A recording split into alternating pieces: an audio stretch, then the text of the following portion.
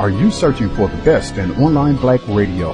Then go to blacktalkradionetwork.com, helping you filter through the noise. Real talk, black talk.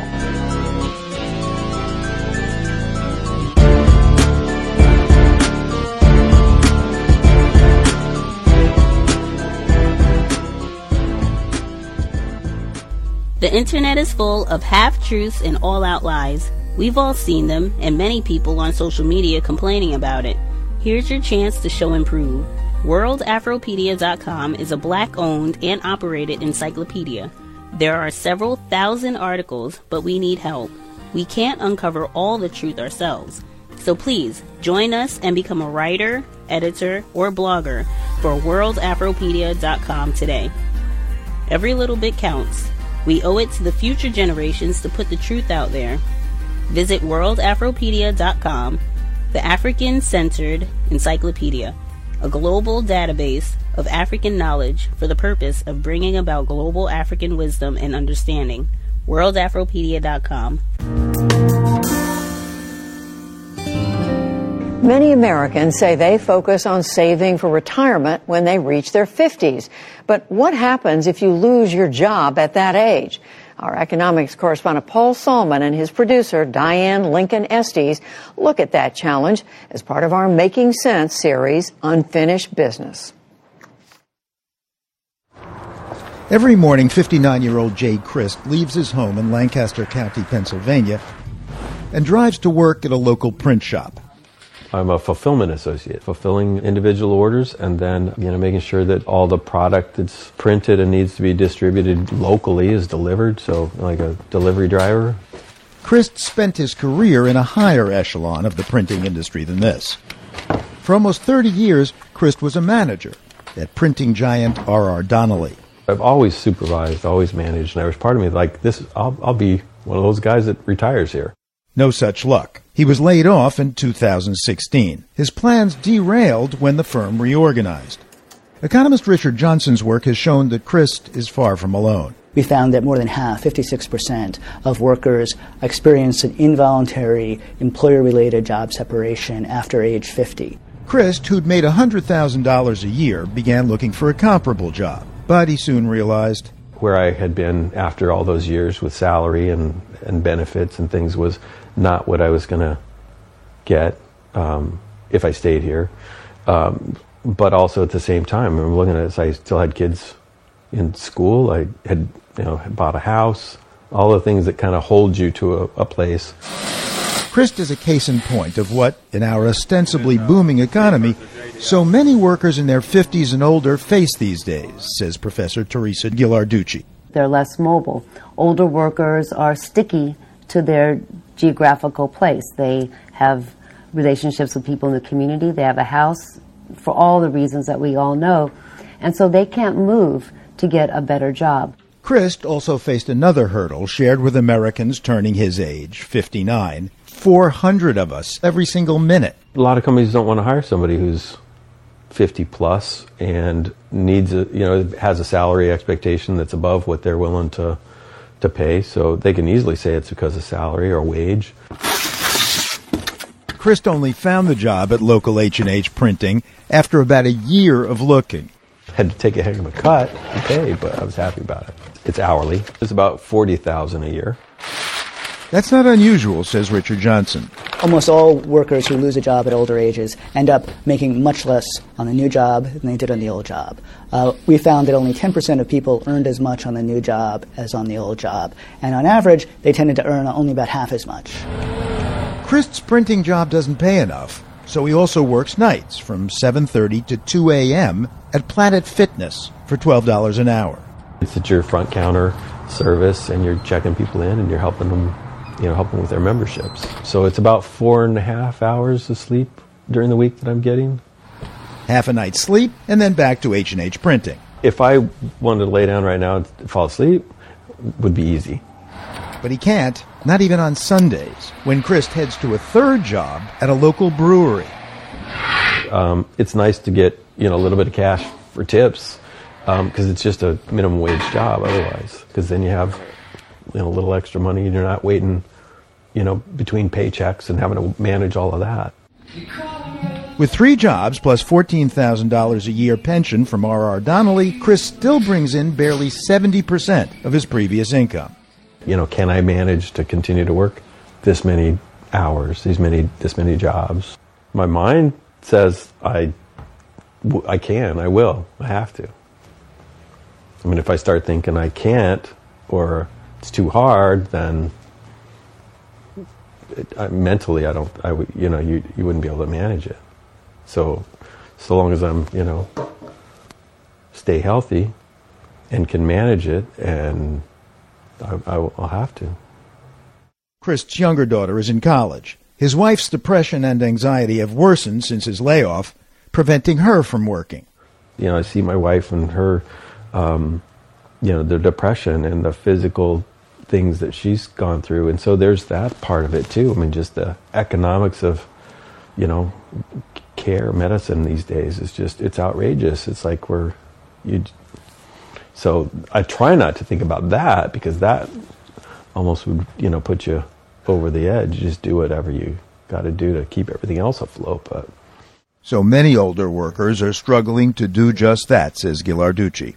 When you look at real lives and you see the turmoil in their work life between, let's say, 59 to 63, and their health, there's a lot of shocks that are going on with their spouse and with themselves because they're interdependent. Which raises the stakes for workers like Jay Crist to stay healthy. I was unloading off of one of the trucks and fell onto my shoulder and back. Thank God I didn't break anything. I didn't, tear anything. I didn't cut anything. I didn't lose any days of work. And it wasn't, I was just lucky as hell and I thought, man, it's all it would have taken. Traditional retirement, as for so many once secure older Americans, is out of the question. I pretty much blew through all of the 401k stuff I had. So at this point, there's like really no savings. I mean, the house and still paying a mortgage on it that's what I have.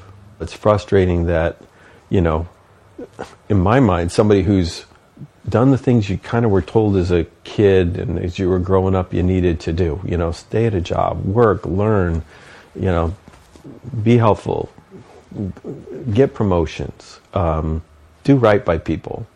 And then you find yourself at this point in your career like going, that doesn't mean shit. Chris now understands what he didn't when he was in the manager's seat. I had to lay off an entire family, husband, wife, and daughter. And prior to that, I kept telling them, you guys need to try to do something. You need to try to find something. Now I find myself in that situation like going, that wasn't really helpful to be able to say those things, because you can't just go out and find another job. And I was the guy who laid him off. And at least I'm not that asshole anymore. No, he's not. Jay Crist works more, is paid less, and now that a third of the workforce is 50 plus, there figure to be many more like him. For the PBS NewsHour, this is Paul Salman. Black brother of hell. If you think it's rare for American children and teens to have a black male teacher, then you are right. And because of this, African American men in classrooms often have more challenges succeeding and staying in the education field. St. Louis Public Radio's Andrea Henderson spoke with the founders of Black Males in Education in St. Louis about those specific struggles. With the shift in demographics, minorities make up the majority of the public school population in the U.S., but minorities make up just 20% of teachers, and of that, only 2% are African American men. That's according to the U.S. Department of Education. So when you think about it, that means that some children will reach college without ever being exposed to a black male teacher. I'm gonna hold this up, not to embarrass you, but to make sure. That's Tracy Mack. He is a 6th grade social studies teacher at Steger's 6th grade center in the Webster Groves School District. He's been teaching for 18 years. He says he has seen the long-term effects on students that have not had an encounter with an African-American teacher, let alone a black male educator. There are lots of kids who want to be teachers, but not many of them have a black male teacher to refer back to because they don't see us that much in the classroom. Although Max says the challenges are great when it comes to being a black male teacher, but he believes that the times are changing when it comes to equity in the education system. The movement Black Males in Education St. Louis is a part of that change. It's a group that supports African American male teachers, administrators, and aspiring educators. Education is a rewarding field, I would say, but it's also one where it can be pretty lonely depending upon your position. That's Howard Fields III. He is the co-founder of the organization and a principal in the Webster Grove School District. We knew we wanted to support one another because we don't want folks to leave the field. Parkway South High School's assistant principal, Daryl Diggs Jr., knows exactly what it feels like to want to do just that. There was a student that came up to me, and my student said, "Diggs, do you see this?" And I said, "What are you talking about?" And so my student showed me their phone, and it was an Instagram post which had my face on it and the N-word across the top of it. Diggs says the post was humiliating, and he grappled with the idea of work being a safe environment for him. But instead of leaving, Diggs helped found Black Males in Education St. Louis. Because it's about action, that we need to do better, be better, and also connect and let folks know that you're not alone. Both Diggs and Fields understand what it's like to feel isolated in the education space. Diggs is the only Black male administrator in his district. As for their group, Fields says the number one topic that most male educators discuss during their meetups is how to deal with loneliness within their particular school or district. Mac, the 6th grade social studies teacher, says being the lone Black teacher can be exasperating. People were looking to me for the Black perspective, and it's like, I don't speak for all Black people.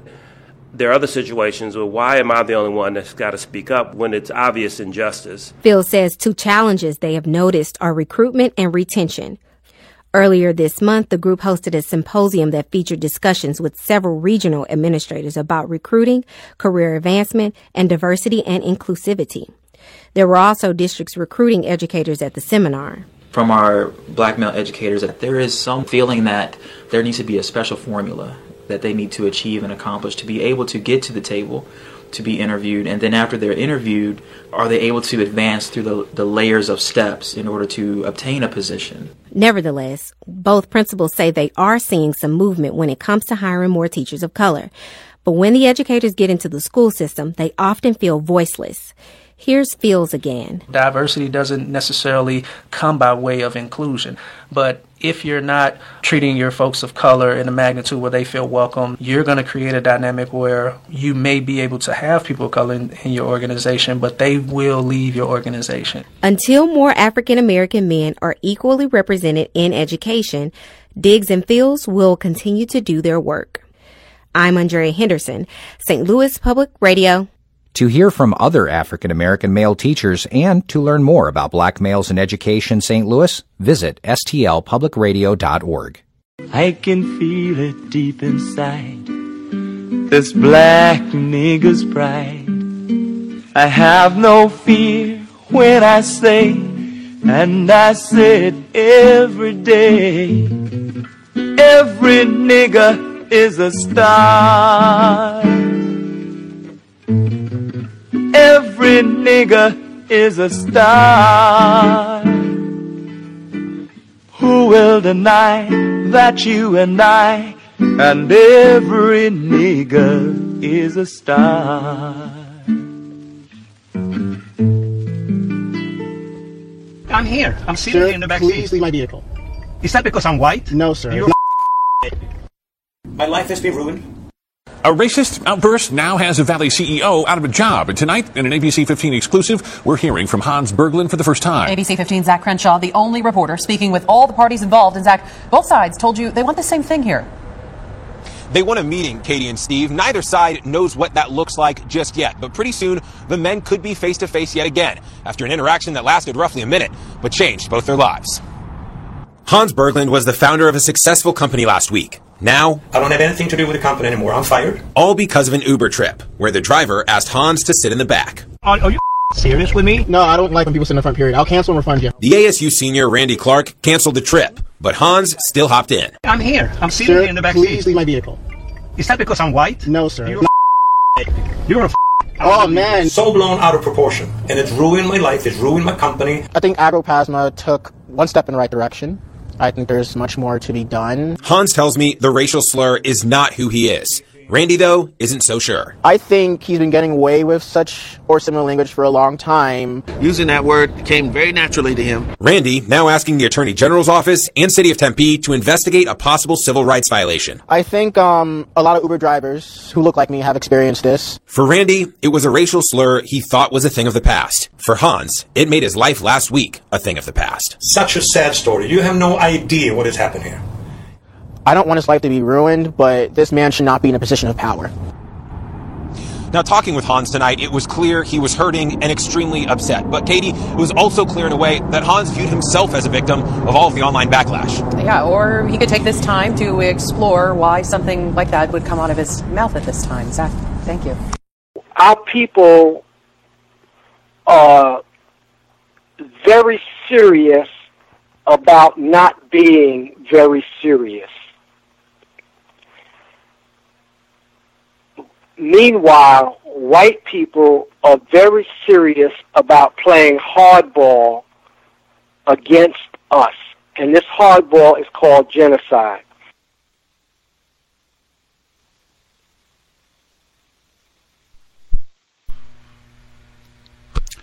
Context of white supremacy. Gus T. Renegade in for another broadcast, hopefully to share constructive information on the system of white supremacy. Today's date, Friday, February 21st, 2020. So I have been told. I totally forgot. I do not celebrate anything. I've said that for a long time. I do not celebrate Watermelon Day on the plantation. I do not celebrate Christmas. I do not celebrate Valentine's Day, Black History Month, St. Patrick's Day, birthdays, Guy Fawkes Day, Memorial Day, Labor Day, nothing. Anniversaries, nothing. I did remember, but I did not think at any point on this date until about 5 minutes before we went on air, like, oh wow, today is the 11-year anniversary of our return to the air. 11 years. Counter-racist material, for what that's worth. One perspective, you can look at that and say we have not succeeded in our mission. 11 years, we have not figured out what to do to solve this problem. And have not made a whole lot of progress either. Favorite word in talking about racism. Have not made very much progress at all. But, hey, I do not think if you asked myself or anyone else 11 years ago on this date, do you think 11 years from now you will be able to maintain consistently and be able to broadcast for the next 11 years? That would have been a good laugh. Either way, the problem, that is the reason we have been here for 11 years, still trying to solve the problem, the system of white supremacy racism. This is our weekly broadcast, Neutralizing Workplace Racism. Let us know if you got through Black History Month, so they call it, unscathed, meaning they didn't have Fried Chicken Day in your workplace. They didn't have Watermelon Day in the workplace. They didn't have Collard Green Day or Aunt Jemima Day in the cafeteria. They didn't have any of that. They didn't have a twerking celebration to celebrate black females. If any of that did happen, you can certainly share. But if you got through unscathed, spectacular. We'll move forward and be on alert. I do think St. Patrick's Day is coming up next month, and that does tend to be one that's associated with a lot of alcohol. I've been around white people with alcohol and violence because they do some of that pinching if you don't, have on green. So be on alert. Next holiday, just be prepared. Anywho, before we get to the callers, the audio segments that we started with, wow, I took quite a few notes. I'll go reverse order. The last segment that we heard, the Uber driver, victim of racism who was assaulted. We have Cal's listeners who have, called in, written in, talking about their experience doing rideshare and some of the perils from, people touching your vehicle, your property, and digging all into compartments and things in your property to, what they call you, being attacked, feeling unsafe, that sort of thing. And some people even saying, hey, I don't think this is not worth the risk, I am not going to do this. I do not want to subject myself to just any old random person hopping in the vehicle just to, earn a few dollars. No, thank you. I thought it was so important, the segment that we heard, that young male had a code. You are not supposed to sit in the front, and letting the person know that. I think a lot of times, system of racism, we can be intimidated about speaking up to white people, about telling them no, to just say that immediately, like, hey, no, you cannot, I do not do hugs or touching, you cannot sit here. Just say that. Be direct about that. We talked about that. Sometimes that is the best approach. You have to consider each situation, but that is definitely one. If you're doing ride share and close proximity and that sort of thing, it is your vehicle, your property. Absolutely have a code, and a code for your safety if you're going to do that sort of work, because it's dangerous. Then the race soldier, he gets out, Hans. He goes to the rear of the vehicle, like, all right, fine, I've obeyed your rule, Negro, now drive. He's like, nope. Tried to tell you, you didn't want to obey. I'm going to go ahead and cancel the ride. Just be firm, decisive about that. Like, no, I'm not going to hem and haw and give this race soldier an opportunity to sweet talk me, as they say, and get me to change my mind. Nope. Cancel the ride. Please exit my vehicle. It's like, what? Now, I'm a novice. I've had a cell phone for, like 5 minutes? So, hey, I'm not someone who's going to sit here and talk to you like I'm an expert about mobiles. However, or using rideshare services. However, it's been my experience that if you have an issue or an incident, something happens with your ride, you can just call another. It's not a big deal. I'm sure he could have got out, waited 2 seconds, and whammo, put in the information, got a new ride. No big deal. They got multiple ride share services. No big deal. No, he launches into his terrorist attack. Dirty nigger, coon, drive, call. What are you talking about? Tell white man knowing all that. Stayed calm. And he had recording. It looked like the victim in this incident looked like he had some sort of recording device in the front of his vehicle. That should be mandatory if you are going to do that sort of work, just so that you have protection, you have evidence of, what transpired. And he was the victim I'm talking about, he was so codified. Sir, please exit my vehicle, sir. Same way, I recommend talking on this program. He's not, cracker, get out of my car and all that. No. Still going by my professional code. Sir, please exit the vehicle. I've canceled the transaction. Please exit the car. Thank you. Just be codified. I would have got to, and that I guess might be one thing. I might call the enforcement officers if it gets to that point where I've canceled the transaction, I've asked him to exit the vehicle, and he's launched into this violent tirade, nigger this and blah blah blah. Might be time to call enforcement officials because you just don't know if this person is armed. He could have a machete, be trained in Mortal Kombat. You don't know. He's trespassing at minimum. At that point, might be a time to decide about whether or not you want to call enforcement officials. And then you see the tackiness after all that. Hans, suspected race soldier. I'm a victim. I've been terrorized. You see how they're talking to me? I've been fired.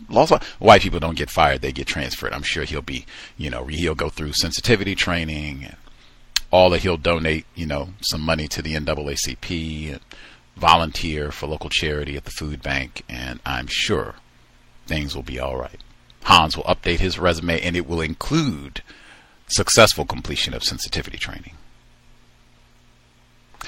Anyway, have a code, keep yourself safe, because there's tons of them. We have, one of those type of incidents could be played weekly on this broadcast. And as I said, we've had listeners who've called in, written in about this same type of thing. So you got to have a code if you're going to do anything, any sort of job like this for your safety, and expecting that this sort of thing is likely to happen. How are you going to respond? You can role play that as well.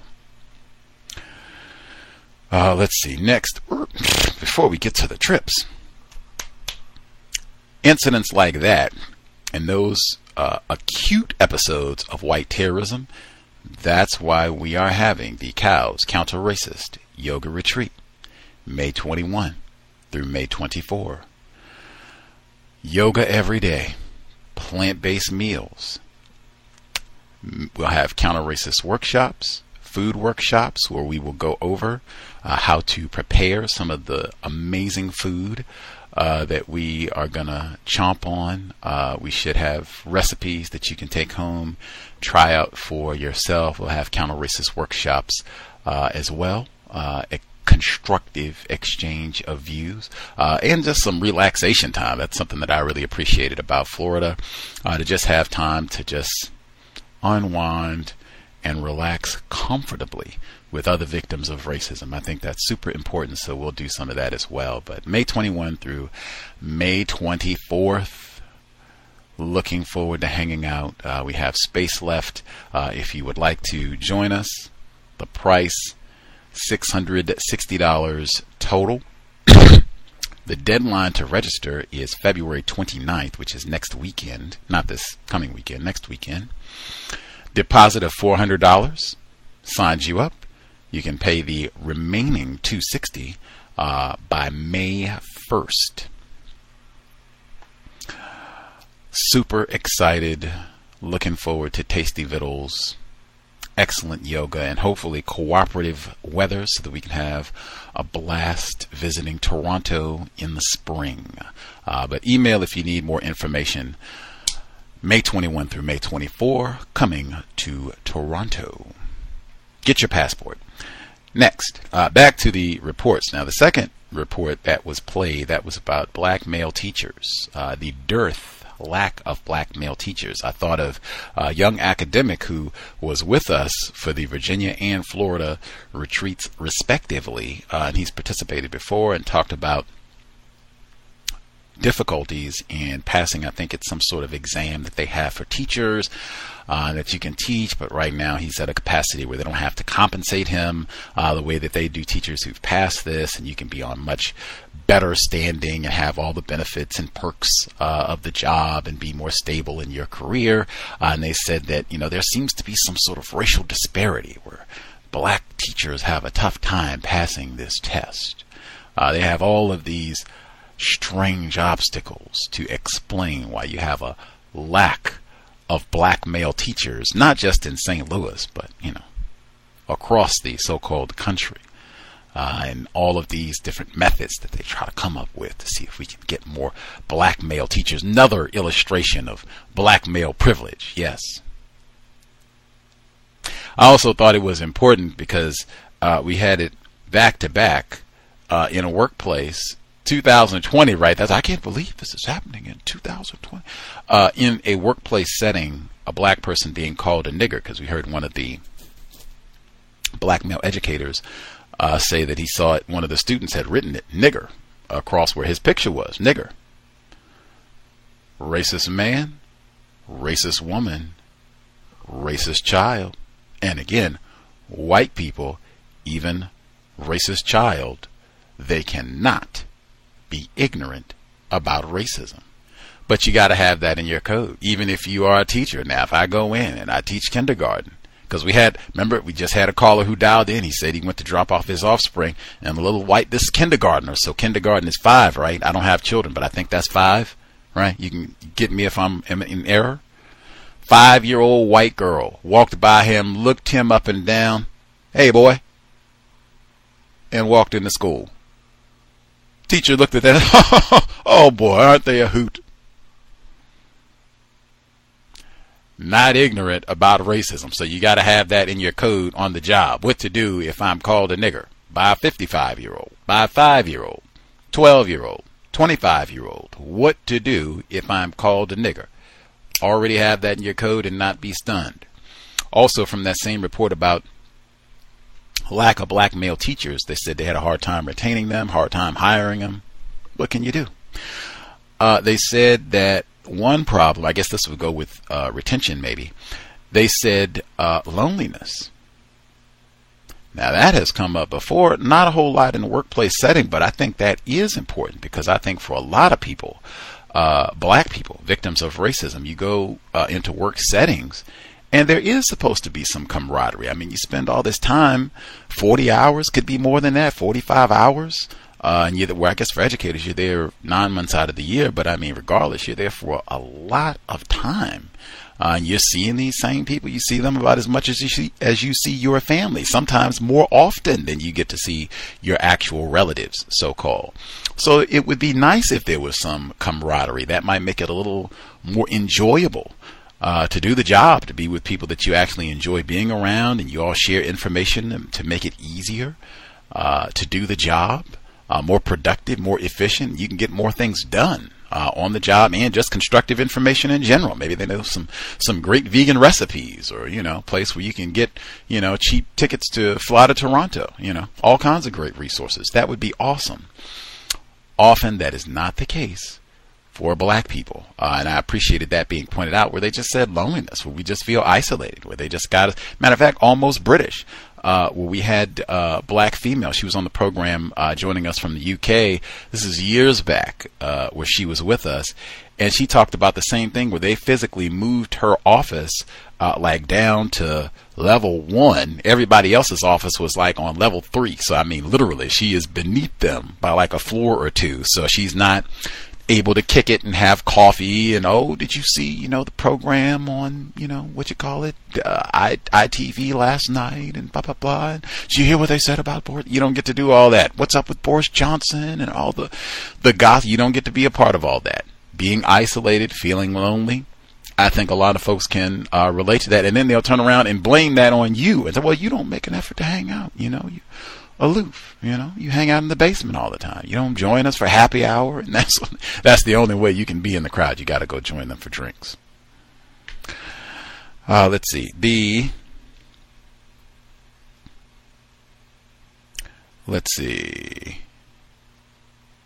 piece, I thought it was important as well, about workers not being nice. Oh, wait a minute, that's a question. I can get that later. Sorry, get that later.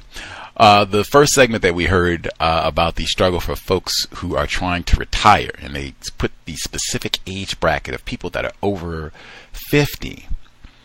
And I think we had a listener call in before who said he was getting ready to retire, and he was reflecting on some of his experiences. And I talked about, hey, you should write a book or blog or vlog or something, because, for a black person to be able to retire, wow, that's, rarefied air. The system is not designed for black people to ride off into the sunset. So they say, where I've squirreled, saved away, I've put in my, 35 years, 40 years, whatever it is. And, thank you kindly. Gonna go pick out some hobbies, do some yoga, maybe do some gardening, write a book on counter-racism, I don't know, do some traveling, get my passport.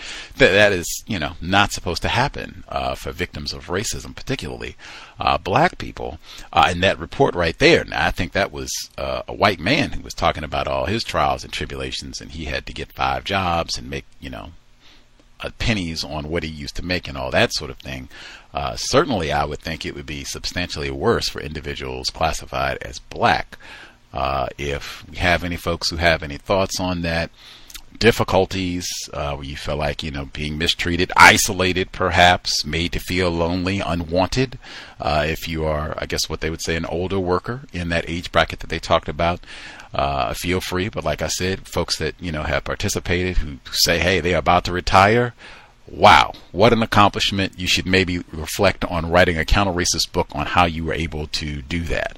I even remembered we had a caller, she dialed in maybe 2 years or so, 3 years ago, on workplace racism, and she talked about how it was a black male on her job in that age bracket, over 50, and he had worked at the company for 25 years, for a substantial amount of time. He didn't just join a year or, 5 years ago. He had been there for a while and had got promotions and was kind of a high-ranking fella.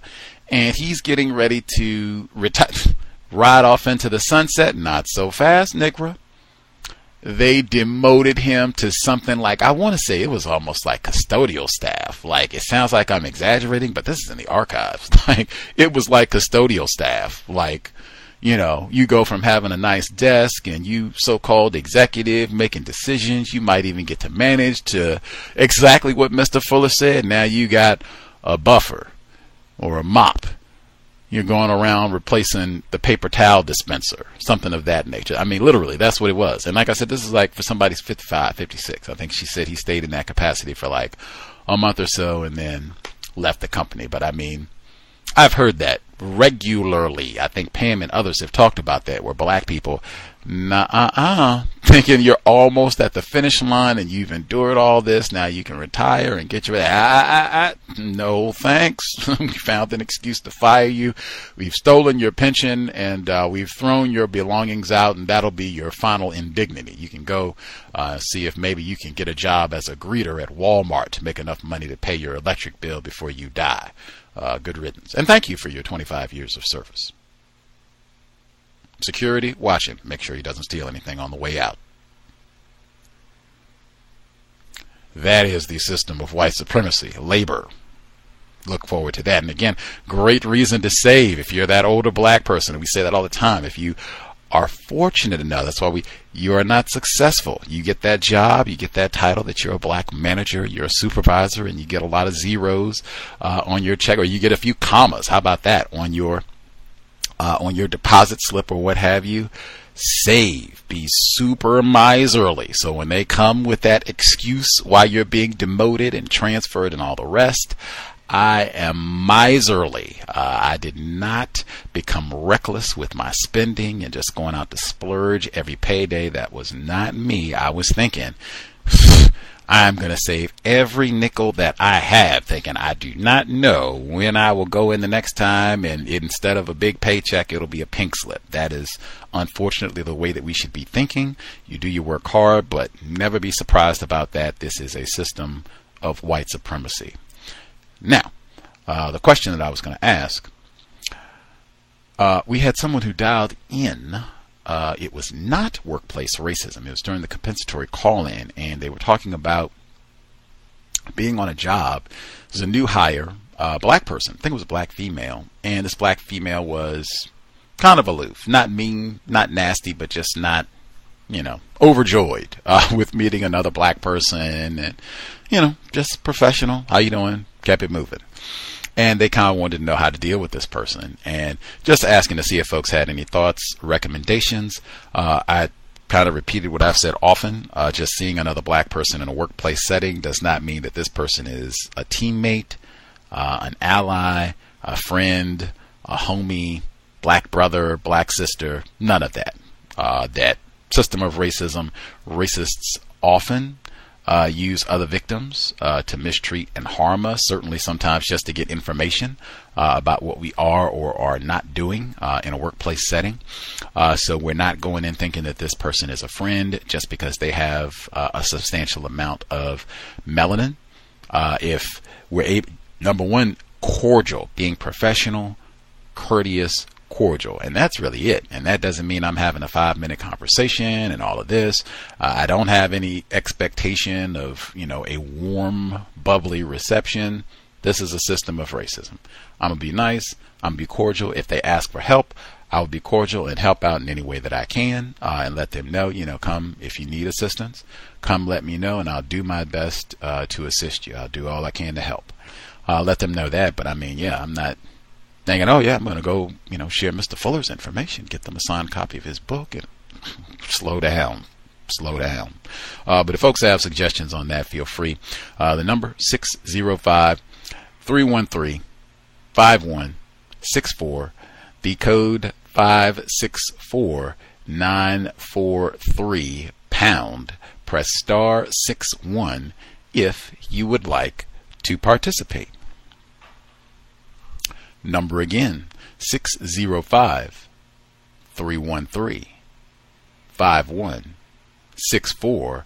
The code 564943 #. Press *61 if you would like to participate. This broadcast is not for spectators. If you are one of those black people, got a few commas on your check, hey, spectacular. Be miserly and let us know how you accomplish that. You don't have any difficulty getting time off. You're a black male educator and everything is great. Get all your promotions. You're full time, got all your perks. benefits. You're totally certified, unmolested. Let us know. Your white students don't call you a nigger or a coon, spear chucker, any of that. Let us know how you accomplish that. You get all of your promotions. They are sparkling every time. Your coworkers don't terrorize you. You are well thought of at work, and they always share pertinent information in a timely manner with you. Let us know how you did that, please, so we can copy what you have accomplished. The number again, 605-313-5164. The code 564943#. Press star 61 if you would like to participate. If you are not able to participate via phone, concerned about being identified via your voice, you can always submit via email, untiljustice@gmail.com. untiljustice@gmail.com, and we can read your commentary anonymously on the air if you have a situation you'd like to present, and or if you have suggestions on what has been shared thus far. I will make sure to get in an email, at least one of them, and then I'll get to the phone lines. Alrighty. First email. I've been remiss. Last week was Valentine's, so they say. I don't know how, but I forgot to report an inappropriate act that I witnessed from a non-white black male towards a suspected racist female at work. Unfortunately, this I believe would be deemed an act of feverishness and frankly insanity, in my opinion. We always got the feverish black male, you know. What can be done? He is in part of the catering team. I was buying something to eat, as was the suspected racist female. I was thinking about what I would eat when I overheard the non-white male say to the suspected racist, you can have what you want to eat if you give me that dress. I looked up to see who he was speaking to and the person's reaction. She appeared to be smiling, but that doesn't mean anything. Amen. Say it twice. That doesn't mean anything. I quickly looked away, but it was obvious. I heard what he said. I've not seen her before. There's more than one company based in the building where I work, but she might be employed by the same organization as me. I think he's playing with fire. I hope I am not in a position where I am asked as a witness. Oh, that would be awful. Woo. I've also been under surveillance this week. We always are. I went to a training session which was open to all staff at the company where I work. These sessions happen regularly, so not out of the ordinary. A race soldier male in the same team was also there. Again, nothing out of the ordinary. I asked a few questions. As I was interested in the topic. We got question niggers that are inquisitive.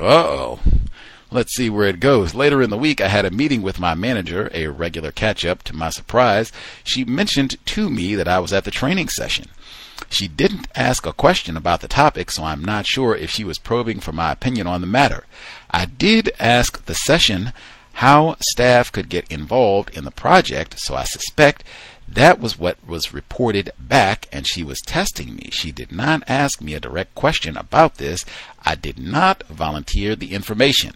Niggers are not allowed to progress or learn new skills. Exactly. To be at the training and asking questions. My goodness.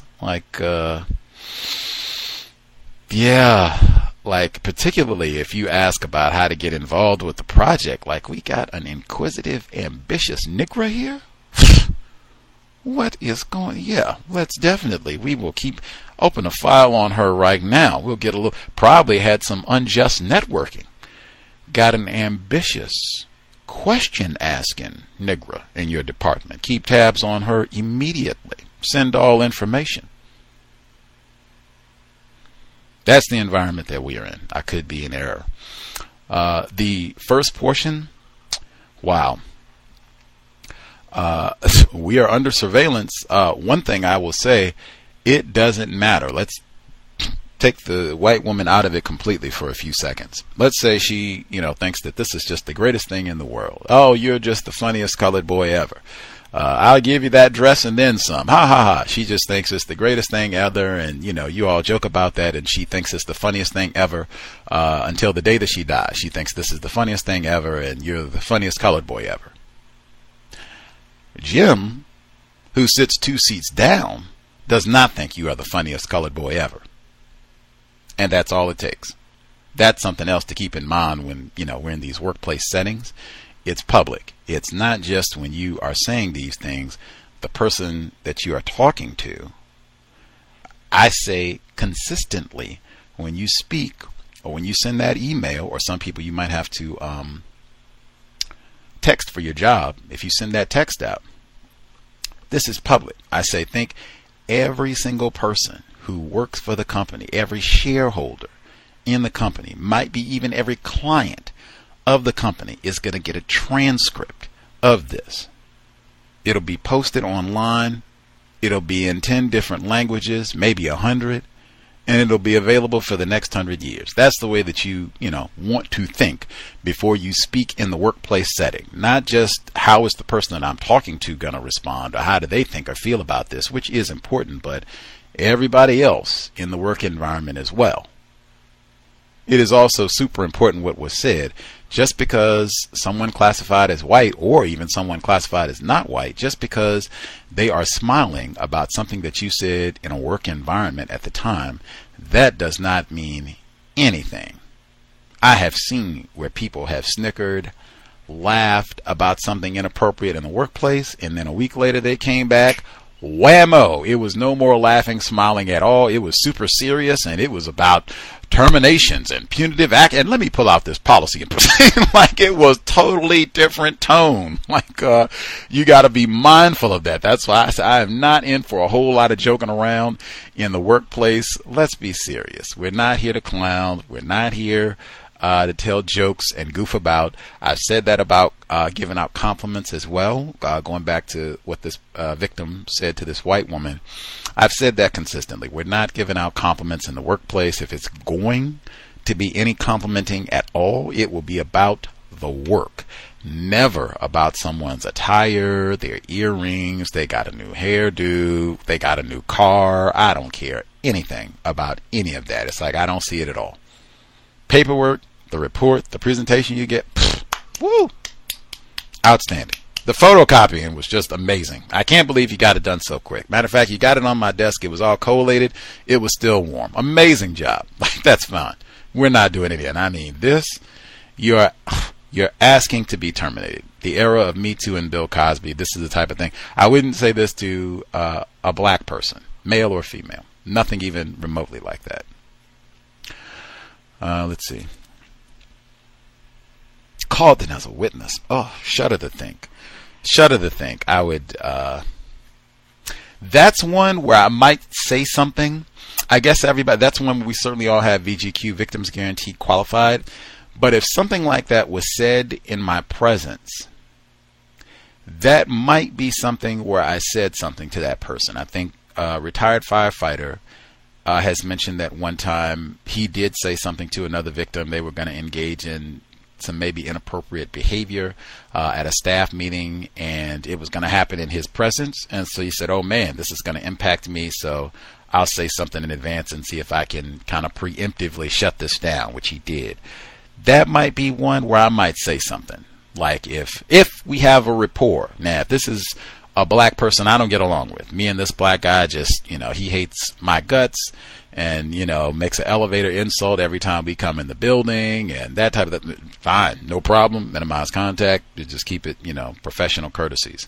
But if we have like a modicum of rapport, we speak, we get along, we haven't had, a brouhaha in the past, I might see if I could just talk to him really quick and say, I would just be mindful about those sort of things. You heard about Bill Cosby, right? He's okay. R. Kelly, right? They got another special on him now.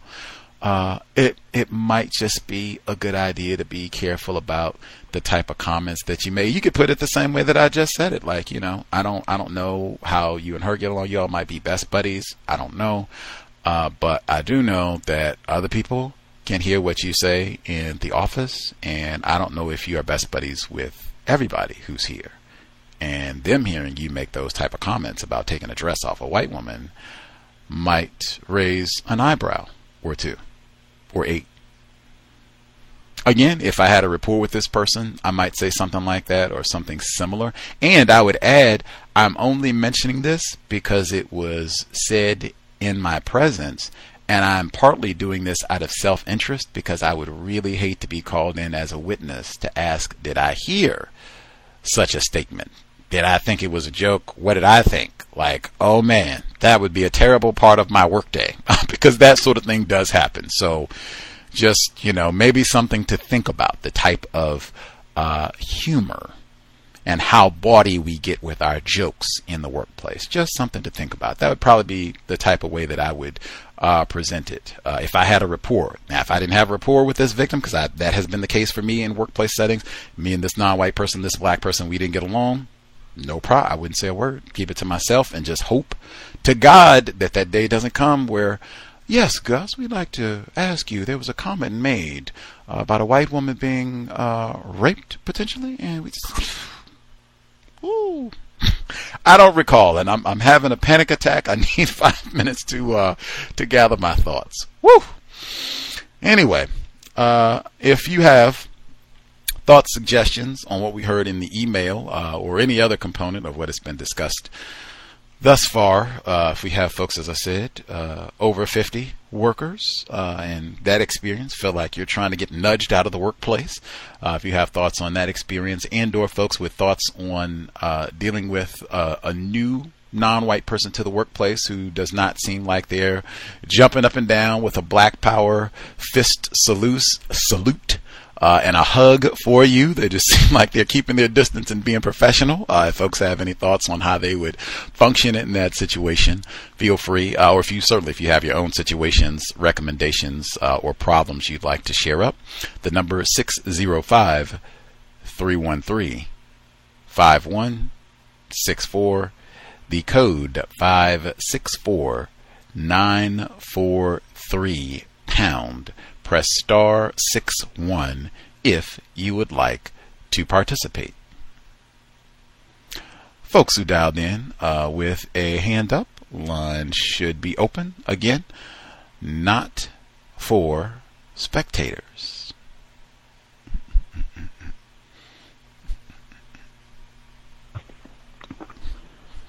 Can I be heard? Greetings, retired firefighter. Greetings, Gus. Greetings, everyone. Yes, I knew my unpaid comedian coworker enough to approach him, and it's a technique. It's a technique that you use. And I've heard Mr. Fuller state it, where you ask the person, can I talk to you? In other words, you just don't barge in, you just don't barge upon the person and say, hey, come here, man. Something like that. You ask, can I talk to you for a second? That sort of thing. And to get their approval. And then in a calm voice, I stated what I stated to him regarding the gorilla mask that he was about to wear in the staff meeting. And you can apply that to just about any type of scenario. But as Gus mentioned, it'd be good if you have some sort of relationship with the person. With the coworker, non-white black coworker, that the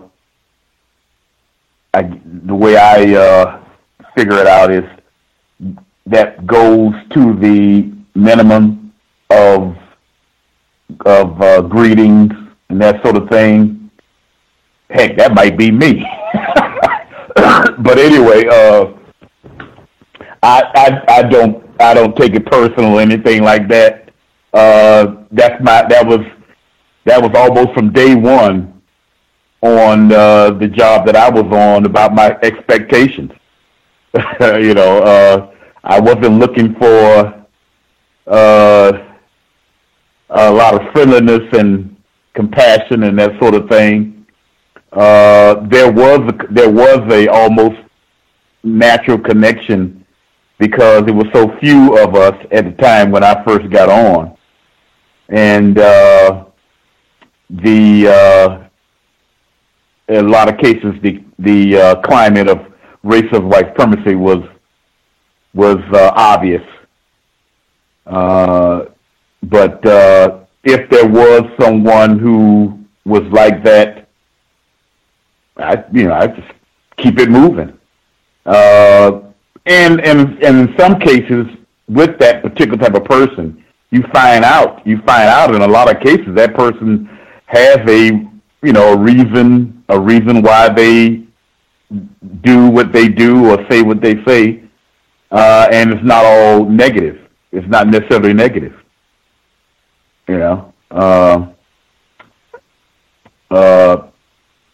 Also, you mentioned that one of your reports was about teaching.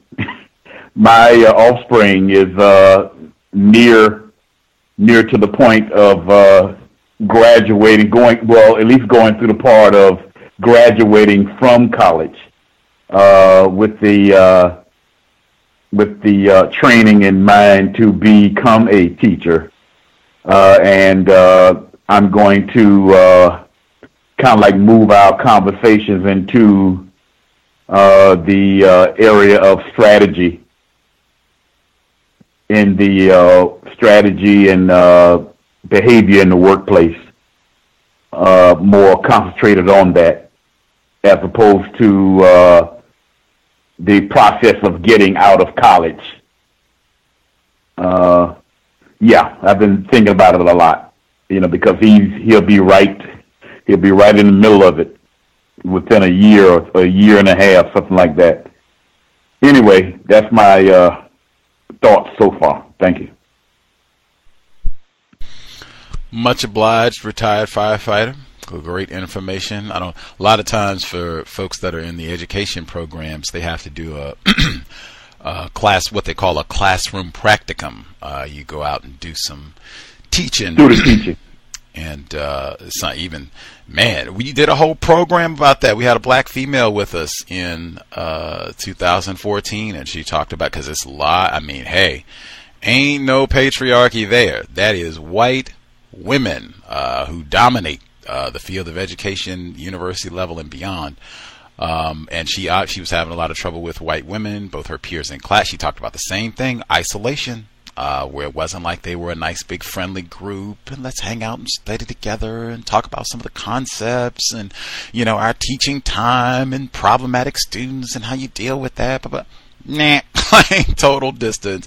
And the racism from the white woman's class that she was working in, how this white woman treated her, and she ultimately ended up having to switch and get a different teacher to finish out her assignment because the racism was so intense. So yeah, that is right on time. Hopefully he'll be able to get a black teacher for his classroom experience, and it'll be spectacular. But yeah, that is wow, right, and needed. We need black male teachers. But oh yeah, good luck with that, man. Oh man. Let's see. Other folks, if you have either your own situation or if you have suggestions on what's been discussed thus far, would you say something to the black male who told the white woman, I'll let you eat today or whatever if you give me that dress? Would you say something if this was said in your presence, or nah? We have other folks dialed in with a hand up. Line should be open. Proceed. Hi, Gus. May I be heard? Yes, ma'am.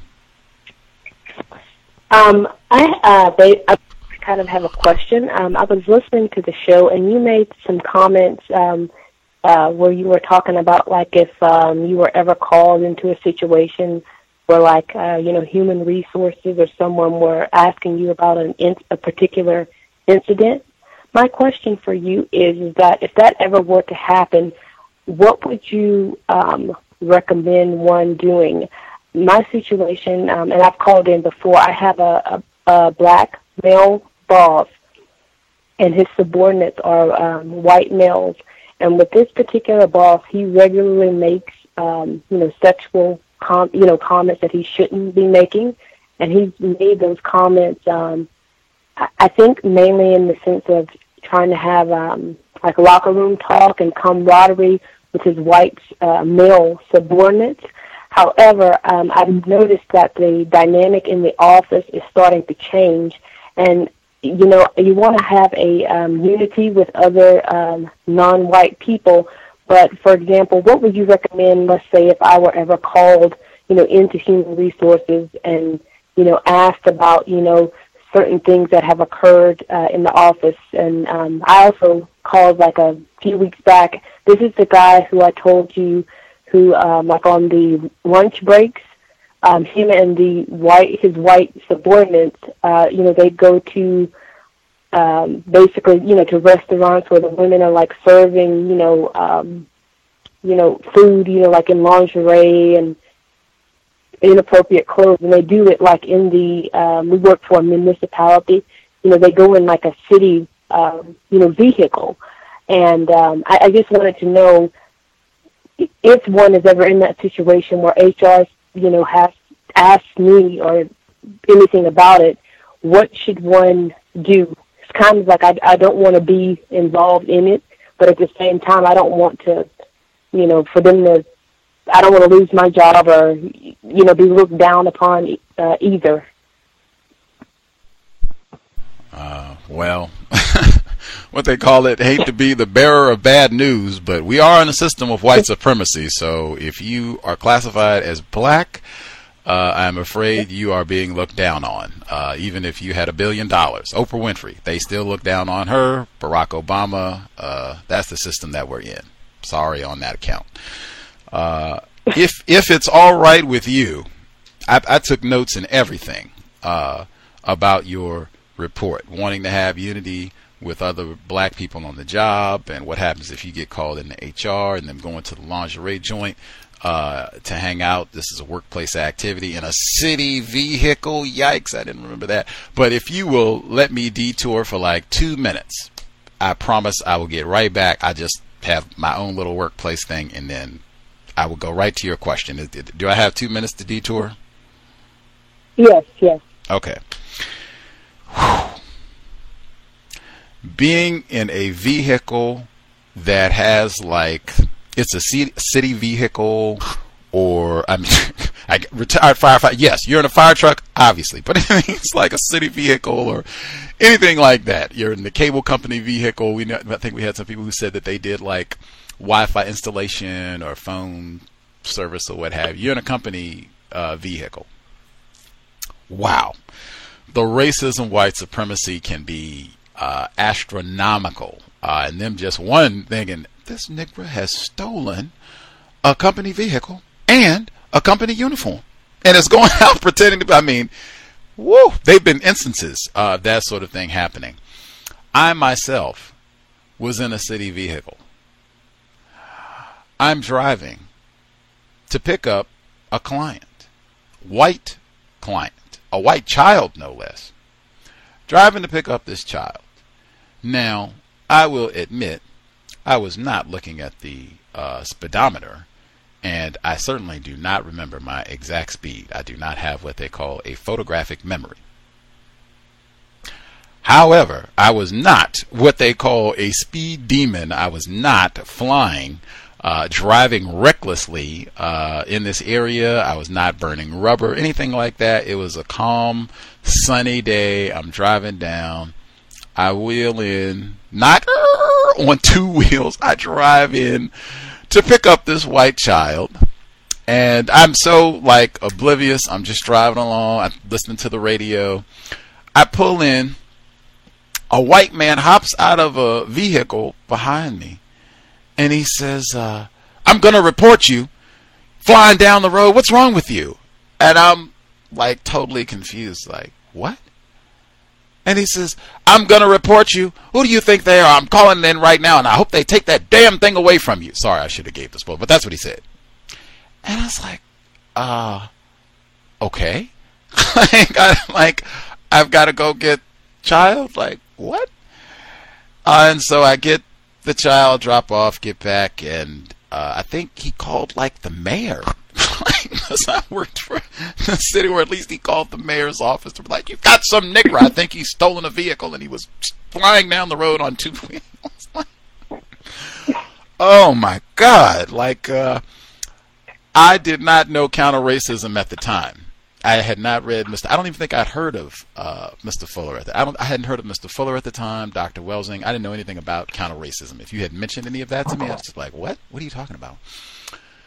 No, this is how I responded then. This is how I would have responded if I had known even like a little bit about counter-racism. Like I said, this race soldier did all this, and I was like, what? What are you talking about? Okay. I go, get the child, drop off, get back, and I'm like, oh my gosh.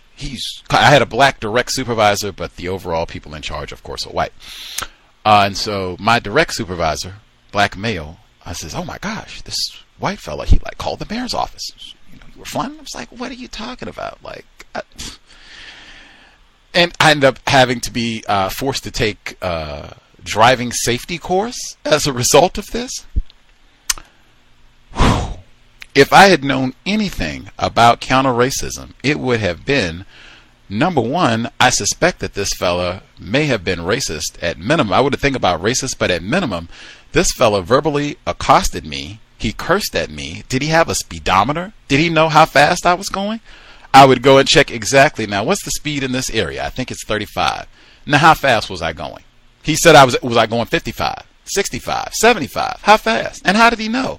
He followed me. How fast? I mean, come on. Like, none of that. I totally reject all of that. And he followed me. This guy stalked me. That's the exact language I would have used. He stalked me to the facility. I was going to pick up a child, and having some white stranger that I don't know out front of a facility cursing at me when a young child is about to come out. I felt totally unsafe. I felt it was unsafe for the child. I tried to run into the facility to get the child. I would have called. That's what I would have done. Called to report him immediately that I have been followed. He's cursed at me and I feel unsafe even bringing out a child. That's how I would have handled that situation, knowing even a little bit about counter-racism, and think of the insanity. Like, what? You are following me, George Zimmerman, no less. You are stalking me down to tell me that I'm speeding. You didn't call enforcement if it like that's the normal protocol. You just get the license, boop, make it. They have like identifying number on city vehicle, boop. You could just call it. No problem. No, I'm gonna speed down the road and check. I would have got out, called, and let them know immediately. I would have got his information, and I would have used the verbiage stalked. And the exact word I say all the time, I don't feel safe. That is one of the most important words you can use in a workplace setting. You don't even have to bring up racism per se. Just, I don't feel safe. They did X, Y, Z. Threatened me, cursed at me, raising their voice, whatever it was. I don't feel safe. Stalked, always a good one if you can get that verb into. He stalked me to the facility, cursed at me, verbally accosted, totally terrorized. Anywho. Everything is better with workplace racism. Thank you for my detour, reliving my own periods of traumatism. So, now imagine my shock. They're going to the lingerie hut in the company. Like, come on now. In a city vehicle, no less. Like, come on. There's no way I would participate in this at all. And I would think that is the sort of thing you could end up on the 6 o'clock news at some point. If they do an audit, or the wrong person goes by the lingerie shack and sees the vehicle with the tabs out front and decides to post this on Instagram, like, oh my, yeah, I would never, ever, ever, ever participate in that. I would let them know that, like, don't even ask. Like, I am never going to participate in this activity. Thank you. Unity. I remember your question was about HR. Unity with other black people on the job. that is not something that I would recommend seeking. That, forgive the metaphor, but like the bar is up way too high, in my opinion. Like professionalism, courtesy.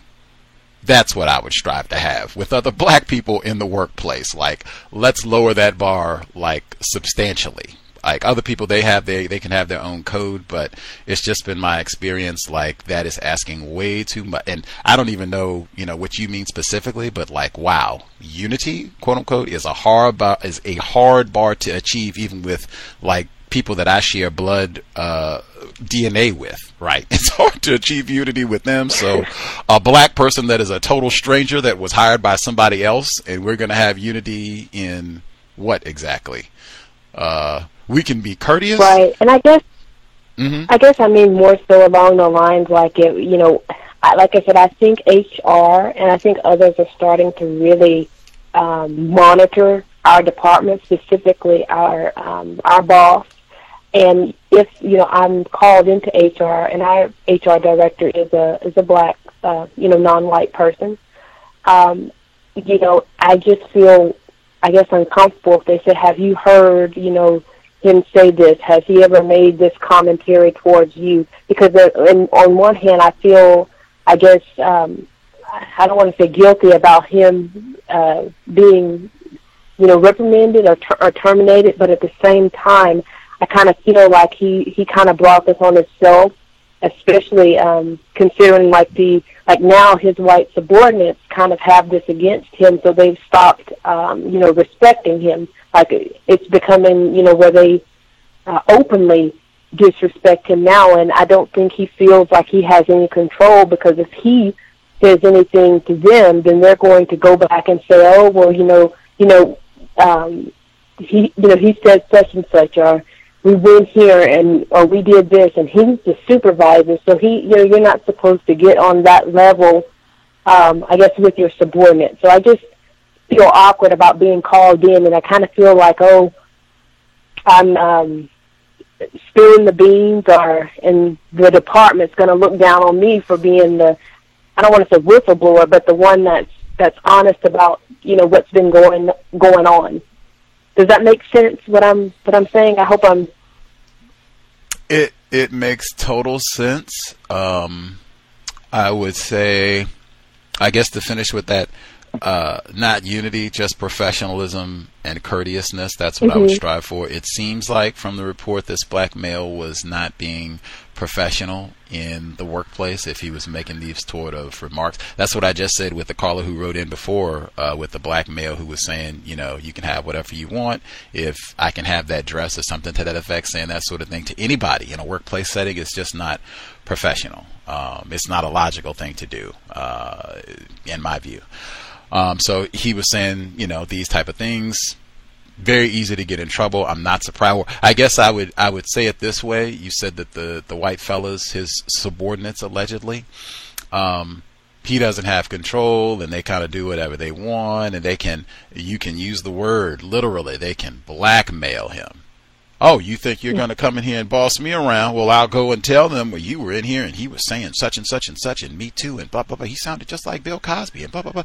And, now it was like that from the beginning. Now they can just be more flagrant about it. I guess it sounds like it's probably been some unjust networking, and them talking about what's happening to him and that type of thing, in the office, which would seem to undermine, if this is like an ongoing investigation or inquiry, that would seem to undermine the process if there's some talking, amongst people in the process and other coworkers. But anywho, with your question, really? You are the person that would best decide, because the code, and I know some people that say, hey, we are supposed to be about honesty. The system of white supremacy is primarily run by deception, honest at all time. You were there, just report what you heard. He said this, hey, that's what it is. I know some people, they would say, hey, I am not going to do that. Like, this person did incorrect things, yes, and I did hear it. But I am not going to go in and help these white people fire a black person. Like, I am sure that they got, all the evidence and whatever information they need, that they can do that without my assistance. So I know some people they would not share, they would not disclose. In fact, I think Mr. Edward Williams, it was a situation they were trying to get rid of a black person, and they called him in to ask his thoughts on this black person's performance, and he turned around and asked them a question. He asked, what problem are we trying to solve? And that ended the whole meeting. They didn't even want to get his input anymore. So that's one strategy that you can take. But I mean, they might, in this type of situation where it's some sort of accusation that he's been sexually inappropriate, they might go direct to the chase that, oh yeah, it's been accusations of sexual impropriety, that he said things repeatedly out in public, and if so, then that's got to be dealt with. We can't have a lawsuit, and we've got to have people safe in the environment. Like, that would be a quick bam, question answered. Now back to, did you hear such and such and such on such and such date or at any time? And so, yeah, that would just, you'd have to make a decision about how you want to handle that. Like, I guess other people can give you their thought on what they would do, which, if they would like to do so, feel free. But ultimately, that's kind of when you have to use your own logic about what you think is, what you think. Yeah. My situation. Yeah. Yeah. That's why I said I always, the caller that, or the person that wrote in before you that talked about hearing that, this black male say that, and now I'm a witness to it. And she said exactly what you're in. That, man, I do not want to be called in to have to be a witness. Now I've heard this, and I've got a moral crisis. Now, do I lie to them and say that I didn't hear it? Do I tell the truth and say that I did hear it? And they're going to use this to fire a black person? Like, come on. Yeah, I hate it. I hate those type of dilemmas. Like, you just have to try to figure out the best way to proceed. The code book says be honest at all times. I can certainly see not wanting to help racists fire a black person, even if the black person did, was going around saying incorrect sexual things. Right. Okay. Well, I'll just, like you said, I'll just have to use my logic, and as you mentioned, the system of white supremacy is, very unjust, and it's built on dishonesty. So, you kind of, my personal thing is I, do kind of feel, in a bind. They haven't questioned me yet, but I, suspect it's coming, fairly quickly. So I'll just have to, use my logic to decide what's the best decision. But it probably is wiser to err on the side of just being honest about it if I'm, asked about what's been going on, or, if I heard a particular statement or saw something. So thank you for answering my question, and thank you for the show, Gus. Much obliged. Ginger can be good for a cough. Ginger, drink more water. You can even boil a little ginger, have ginger tea, and then drink a little water. That can be good. Wintertime, it's stuffy and what have you. You can let us know. I always appreciate updates. You can let us know if they ask to speak to you at all and how that goes. It's always good. If there are listeners, if you've been in a similar situation and want to share how you've handled it or thoughts on how you would deal with that, feel free. Like I said, that's kind of your judgment call in terms of how you want to deal with that. The code says honesty is what we are supposed to do, and just telling the truth. I do know Mr. Williams, when presented with that situation before, because I think he said they were asking about a black person, and it seemed like it was the type of thing, maybe we're going to get rid of this person. What do you think about this person? And he said this was a person that he had some run-ins with. Like, this was not his pal on the job that they were asking him about, as opposed to saying, man, can you believe that hussy? She came in and messed up my paperwork and took this and took that. Like, as opposed to all of that, it's just, what problem are we trying to solve? And like that wrapped everything. Well, we've got to thank you. We'll talk to you later, Mr. Williams. Good day. What a coon. Get somebody. I don't know if they fired her or not, but that can be one way of dealing with it. I do want to make sure I am explicit. That sort of conduct in the workplace is not really, in the workplace or beyond, is not acceptable. I just said repeatedly, not even making compliments about wardrobe or anything, but I mean, that is ridiculous to be talking that way at all. So Consequences could be natural. White people can make that happen quickly. See Bill Cosby, see R. Kelly, blah, blah, blah, blah, blah, blah. White people can deal with that without our assistance. But yeah, it is always, I mean, that's hindsight, but always best stay out of those predicaments to begin with. At least it'll be a false charge where I have a reputation. I'm serious. I don't make those type of, I am not into bawdy humor at all in the workplace. I'm serious, quiet, focused on the job. Where's my calculator? Did folks have a thought on how they would deal with this type of situation? Can I be heard? Retired firefighter? Yes, there is some different circumstances. I would go into myself. If I spotted the activity, in my experience from the outset, I would attempt to always physically remove myself from the activity, whether it's the incorrect conversations. I would remove myself from that immediate environment. Definitely wouldn't get in no car and go anywhere with them. If I had a relationship with that person and I knew of the activity, I would let that person know.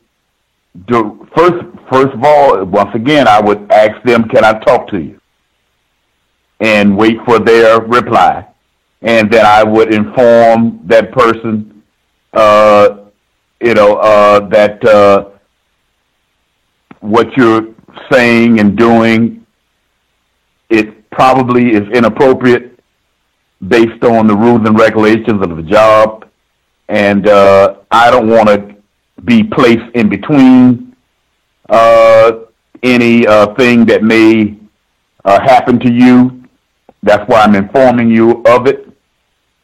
And I'll leave it at that. So whenever I have to make a decision myself, it will be clear, at least to that person, that myself and that person had a conversation prior to it.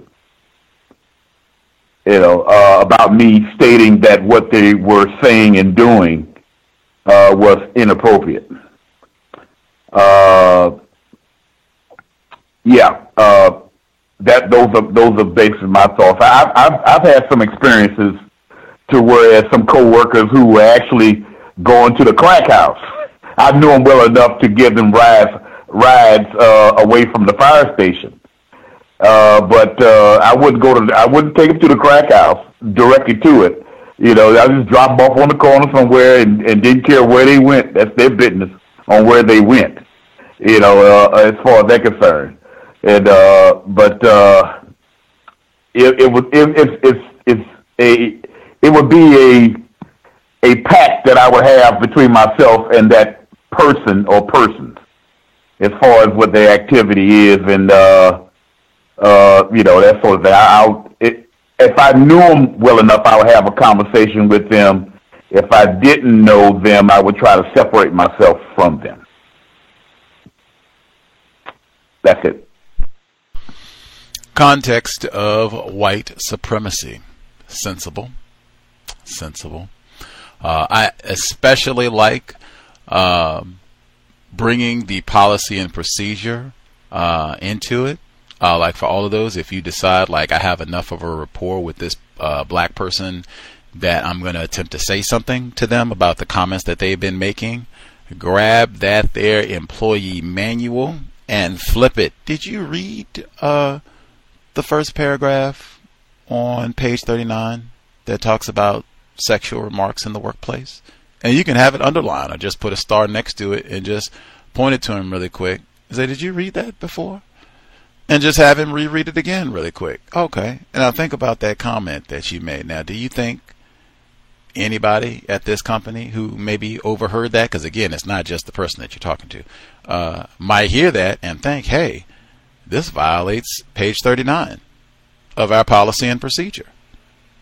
That way you get a question in. Always great to get at least one question, and then you can just add everything that I said before. Like, yeah, I don't want to be called in where I got to testify. Did I hear this? You heard about Bill Cosby? You saw that Lifetime special on R. Kelly? Just go from there. But yeah, pull in the policy and procedure. I think this could be in violation. Check that out. And yeah, think about that. If you're going to say something, and then as retired firefighter said, then you have a record that I did speak to this person to try to curtail this behavior, but they persisted. And at that point, trying to remove yourself from the situation. That might even be something that I might have to put in my workplace diary.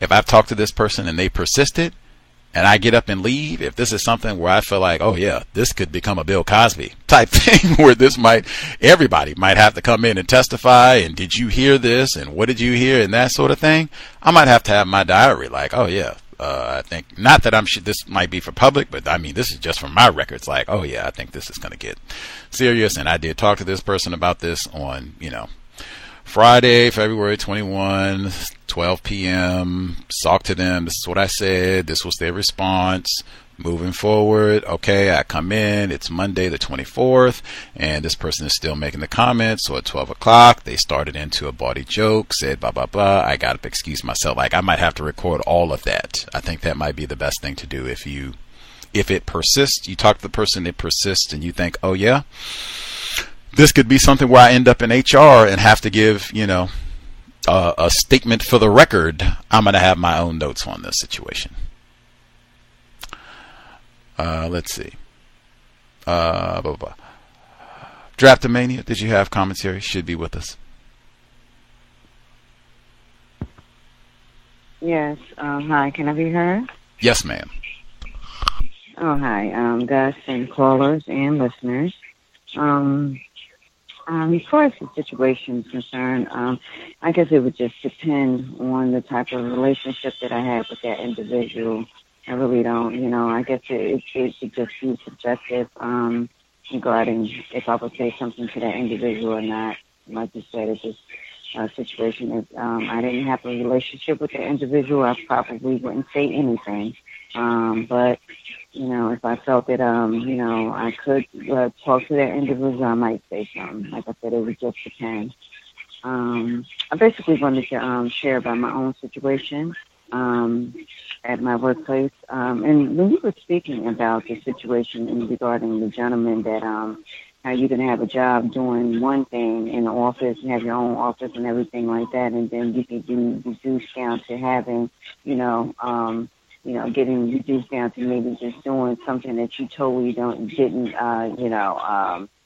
doing the type of work that you really were not doing before, or it's supposed to be like downsized or something that's considered degrading. But I don't consider any job, whether you're doing janitorial or whatever, if you have a job and you're doing it with the best respect that you can have for yourself, and you're getting paid for it, and that's what you have to do. That's even going to if you have to work at McDonald's.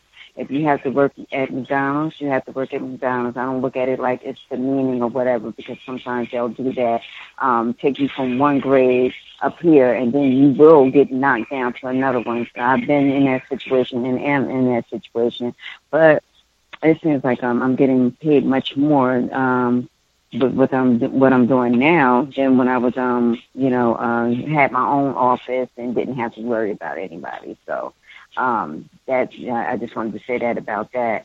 But the situation, workplace incident I had this week was I've kind of basically had an opportunity to really I guess let the whole concept of a code.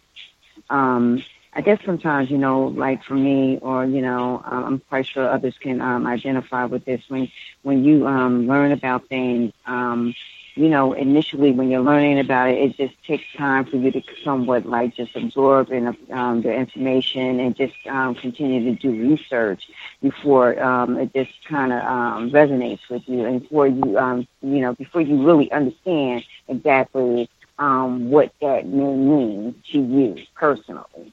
So at the job,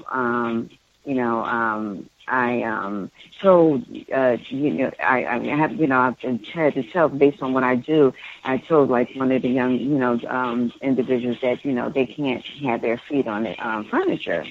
So, as I was leaving, or as she was leaving out, basically what happened was she ended up calling me out of my name. She called me when somebody calls you out of your name, but they're not doing it to your face. They're doing it within earshot for you to hear it. And, I just was able to take a look at, my growth and development, see how far I have come, because there would have been a time I would have reacted when I didn't have a cold and I didn't know. And, I was, very reactionary to things outside of me, and I would just react, reacting to everything around me. So when she made a statement about me doing my job and me basically doing what was told for me to do, to ask students to take their feet off the furniture or whatever like that, she said, yeah, well, this B, she's going to end up, having to do this over again no matter what. So I stood there and I heard her say what she said, but what I did, I just continue. I went to the restroom and I said, well, you know what? I looked at her like this, you know what? I have to do this all day while I'm here. With the 8 hours that I'm here, and this is what I'm getting paid to do. So it doesn't matter if I have to do it 101 times, because when I'm here, that's what I'm there to do. So I did not react. I didn't respond. I took note of what she said. I then thought about it because I had a time to stop, think, and just analyze, just take an inventory of the situation. I said, you know what? I said, I looked at other incidents in my life, other cases, and on other jobs where I've had situations where when you're trying to implement a policy or tell people about a rule or, something that's supposed to be done or not done, and, how it's caused conflict. Then it came to mind about minimize contact to minimize conflict. And I said to myself, I said, you know what, Lori, if, she was drafting me, my real name, I just said my real name. If I don't have to engage in this, by telling these people what they can and cannot do, then don't do it. Just do your job. I just implemented a new code. I said, you know what, I am not, from this day forward, I am not going to be telling anybody what they can't do. If, this is not my stuff, this is their stuff.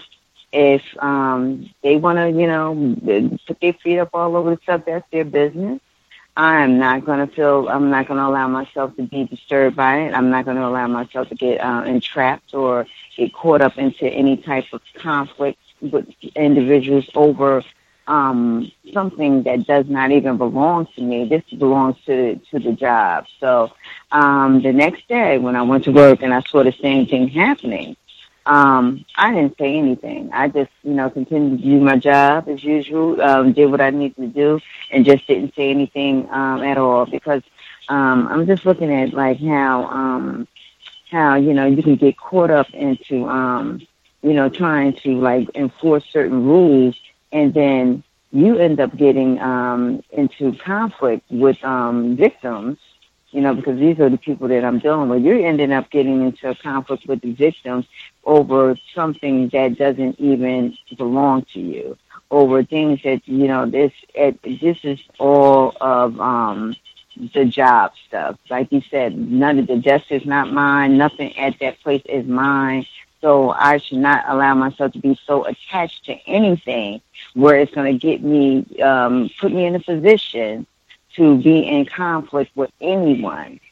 So my new code is, from now on, I have nothing to say about what somebody can and cannot do. And that's basically, that was, I guess, my epiphany, or my, that, no, I'm just not going to do it anymore. It's not worth it. It's all, I'm not getting paid enough to be going through arguments or going through, being abused, being name called, even though I have no control over what people call me or say and anything like that. But what I do have control over is the fact that I don't have to put myself in a position to allow that to happen. So my new code is not the same as thing. And that's basically all I had to share. Thank you. Much obliged, Drapetomania. I'm sorry you had to endure that in your workspace, even though that is a part of what we're supposed to be doing, adjusting our code as we learn and go through these experiences and what have you, and just try to adjust our code to figure out the best way to do things where we're not being mistreated, not being harmed. If I get one more opportunity to detour from my personal work experience, hearing this, just being in a work environment where you are required to govern how other black people function, like what they do, what they can't do, like rules and regulations about how they place their body in space, like that's a part of the job. I've said this many times, I worked at a black comedy club, black owned comedy club in Atlanta. And that would be one part of the job for certain folks. If you're working at the front door, you have to tell, these are the rules of the club, what you have to do, drink minimum, blah, blah, blah, where you're supposed to be at, all that stuff. The club, where I never heard of Neely Fuller Jr. or Dr. Welsing, but they had codified in a black-owned comedy club where there was exactly one white employee, they had codified that the best code of conduct is to put the white man at the front door and have him be the one to tell black people about the rules and regulations of the club, because it will minimize arguing and complaining. They will just listen to the white man. That was the code that they had worked out. And just for detail, they didn't go grab a white man who had a tuxedo and, sparkling good looks, could be on the cover of Men's Health or GQ magazine. Oh no, they grabbed a white man who had a drug problem and would do drugs to the point that he would be sticking chicken wings in the front cash register at the club, where he's supposed to be telling the black patrons what to do, what not to do, what the rules are. He is so out of his mind on drugs, he is putting chicken wings in the cash register. Had to be sent home. They lost the white man prop for the evening. This is true. This happened. There were many jokes at the comedy club. This is not one. Now, that is to rules and regulations. With all of that, it would be better to have a drugged up opioid dog food white man. As long as he's classified as white, you tell the rules, because they will accept it better and not fight back, as opposed to having a black person do it and then it's going to be a squabble and a fight and maybe I'll do it, maybe I won't, blah, blah, blah, blah. That is what domination looks like. Mm-hmm. That is what power looks like in the system of racism. So that's one. If it was a white person, maybe her response would have been different about, put your foot down, maybe, who knows. I will say that I have been in work settings. Like, I remember I worked in the school system in California, and the school system rule was nobody can say nigger. Children, staff, nobody. If the children say it, you're supposed to discipline them, even if it's a black person saying it to another black person. That is not allowed across the board. So we had to explain it to them almost verbatim in that way. You didn't have to, well, yeah, you didn't say nigger, but, you get it. So we would have black students. They would say, oh, nigga, blah, blah, blah. Or they'd be talking to another black person, and they're like, hey, that's whatever it's going to be, whatever the punishment for that is supposed to be. And I remember some of them like, man, you Uncle Tom Coon, you're a black person, you're supposed to know, I wasn't trying to, and all of that is punitive too, so you're supposed to punish that. And then after all of that ends, we're like, well, I would just tell them, hey, this is their rule. Nobody is allowed to say nigger here. I am not allowed to say it. You're not allowed to say it. Those are the rules. If I do not enforce it, they'll just come and fuss at me, and then they'll bring in somebody else who does tell you, hey, you cannot say that. That's exactly how that I explained it to them. Now, I wouldn't explain all that to the person about putting their feet down on the chair, but that's what I'd be thinking in my mind. Like, because I have been at some places where that is exactly what will happen. If you don't tell them to take their feet down, the white people will come and fuss at you. What is wrong with you? You let these coons come in here and put their feet up. Go tell them to do it. If you don't do it, if I have to see it again, and I'll get. That's what they'll do sometimes. So, all of that to say, I do regularly say with workplace racism, it's not about being emotional. That racists have conditioned us to be anti-black, so that type of response, that's white people's fault anyway. That does not make it any more pleasant or easy to endure being spoken to in that way when you're just doing what you're told and trying to get through your 8 hours as best you can. If that works, if you're in a job where they aren't that concerned about it and nobody cares, they can put their feet up and they're not going to fuss at you, great. That is fine. And I've seen some people where that's the code that they adopted for their workplace too, that I'm not going to fuss at these black people for everything, like, whatever. I know what the rules are, but as much of that as I do not have to yell at, other black people and ignore that, cool in the gang. I'm going to let them be and just get through my shifts so that I can get my little paycheck and get on about my business. If that works, grand. But I have seen where sometimes they will fuss at black people for not fussing at other black people as part of the job. Let's see. If other folks have thoughts, suggestions, number again, 605-313-5164. The code 564943 pound. Press star 61 if you would like to participate. If you have suggestions on what's been shared thus far, how you would deal with those situations, and or if you have your own situation, even if it's some things that work well to minimize conflict, that is always welcome. Other folks, if you have thoughts, proceed.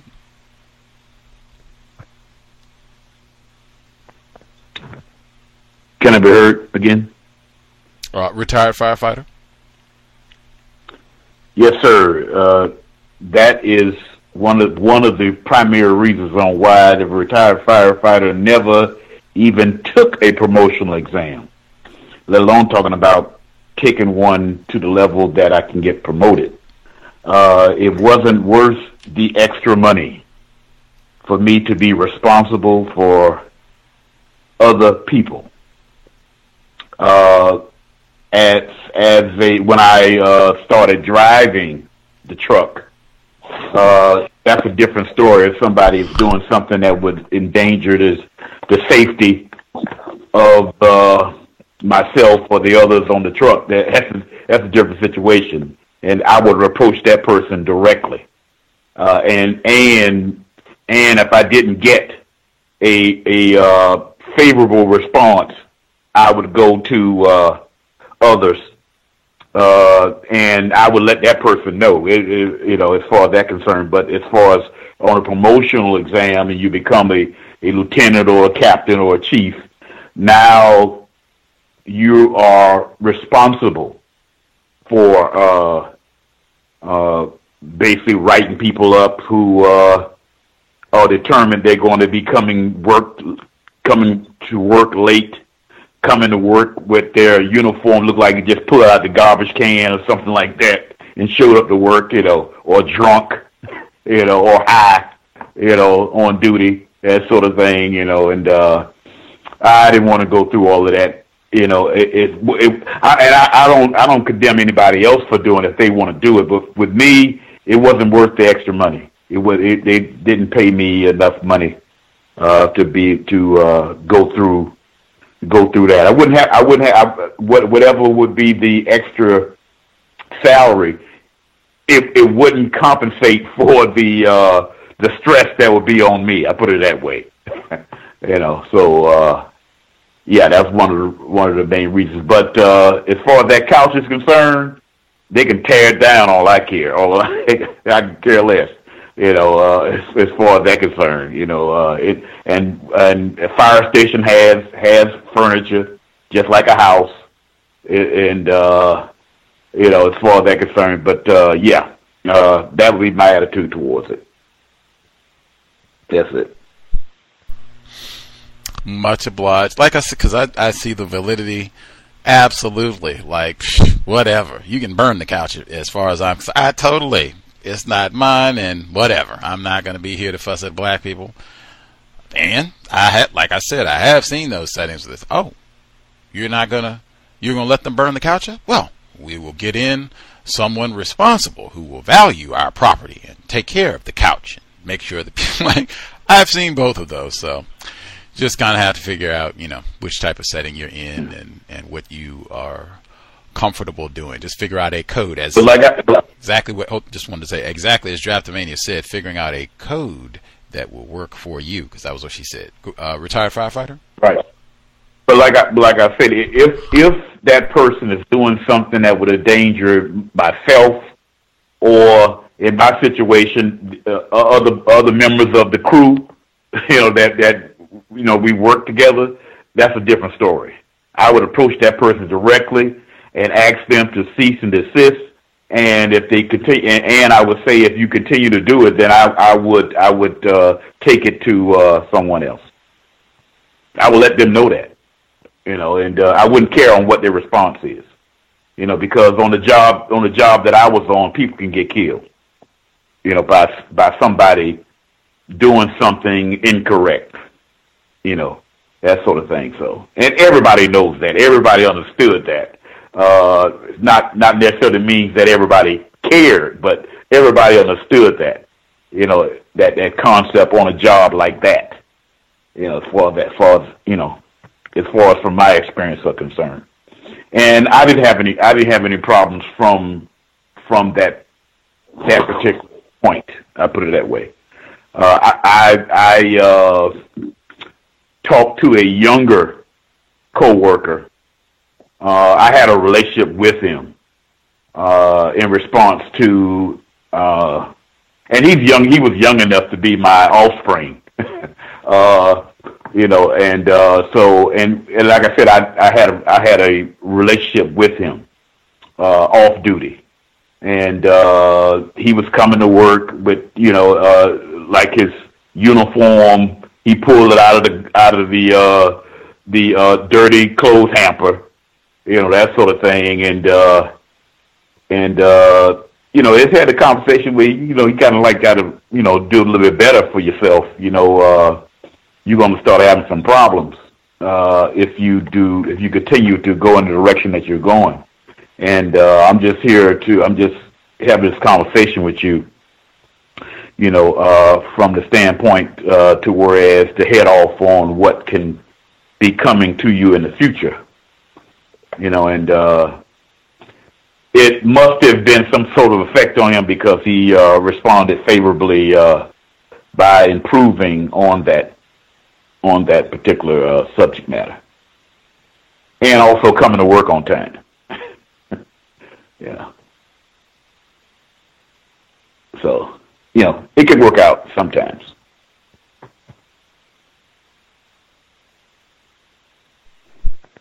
Retired firefighter. I think Nat King Cole, God bless the dead, he had a song called Straighten Up and Fly Right. That is the goal. You have those conversations with another victim of racism in a workplace setting, that they will straighten up and fly right. You won't have to have that conversation again, and it won't waste your time and energy to have engaged in all of that in the first place. Any other folks with suggestions on how they would deal with that type of situation? Anybody else? Draftomania's situation?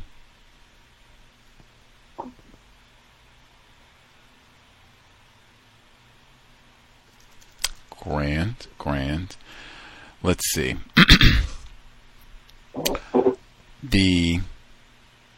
That conversation of just, if you can catch something in advance, it's always great. I think with Draftomania's situation, it seemed like that was not possible. So that's not always the type of case. And we said people are not always receptive. So, it's not always possible you're not there to save every victim of racism. Sometimes you can't even, help yourself. So you're just trying to do the best that you can from a united, independent standpoint.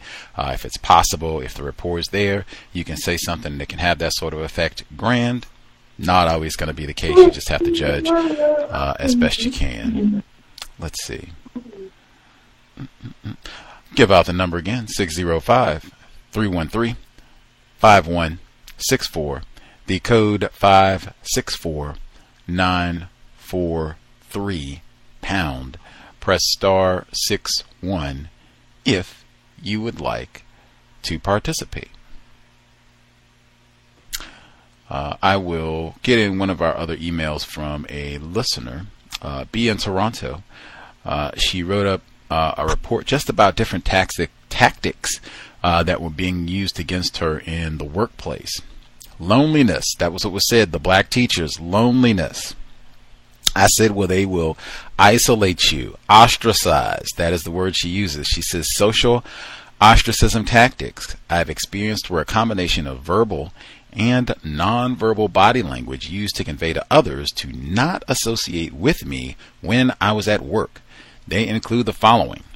Number 1, while I'm at work doing what would be regular work duties, I would notice the perpetrators would make a confused look to others as if I was not to do the work duties that are outlined in my work contract. Number 2, the workplace I was at had a drop-down policy, meaning any employee could select a desk to work at provided it was available. There would be signs that employees could adjust to indicate if it was vacant or occupied. For close to a year that I was there, I had different employees ask me, "Is this where you are sitting?" Despite the fact that all employees are aware that the company has a drop-down policy. The underlying message I got from it was that there is no space for me because I do not belong here. Number 3, when I would ask a team member for information on how to complete a work task, I would be advised in a rehearsed preamble, "We work as a team here and we get things done as a team." To give it context, the information I am requesting does not require a team to complete, as we had our own case file to work on. There were no prior concerns regarding me being a part of the team, or if there was, they never were brought to my attention. They would not state the rehearsed statement if I was alone with them, only when others were around to hear it. With them doing this, 2 things were happening. They were excluding me, basically stating that I am not part of the team, and B, they were alleging that I was not a team player. Number 4, there were many setups that the perps would employ to attempt to get a reaction. One of them was threats. It was a workplace mobbing, and that is why I left. One of the colleagues would say within earshot, "If she doesn't watch out, she will be stepping on a lot of toes around here."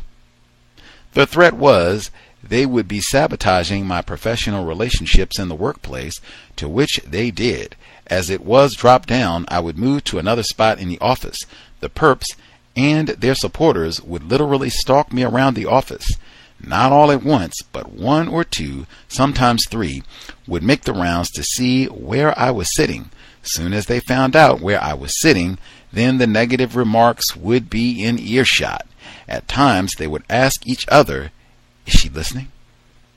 And then another would respond, "I know she's listening." Some would ask me a question to which my answer would be no. As soon as I responded no and walked back to my cubicle to continue working, the same person would report to their clique that I had an attitude. Literally, the question would be, "Do you know where the paper clips are?" My answer would be no, and then accused of slighting them. Let's see.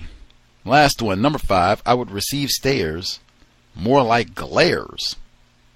There would be some persons from the perps group that would be in the aisle and just glare at me. At first it was unnerving because I did not know why they were doing this. Then I caught on. I would ignore them.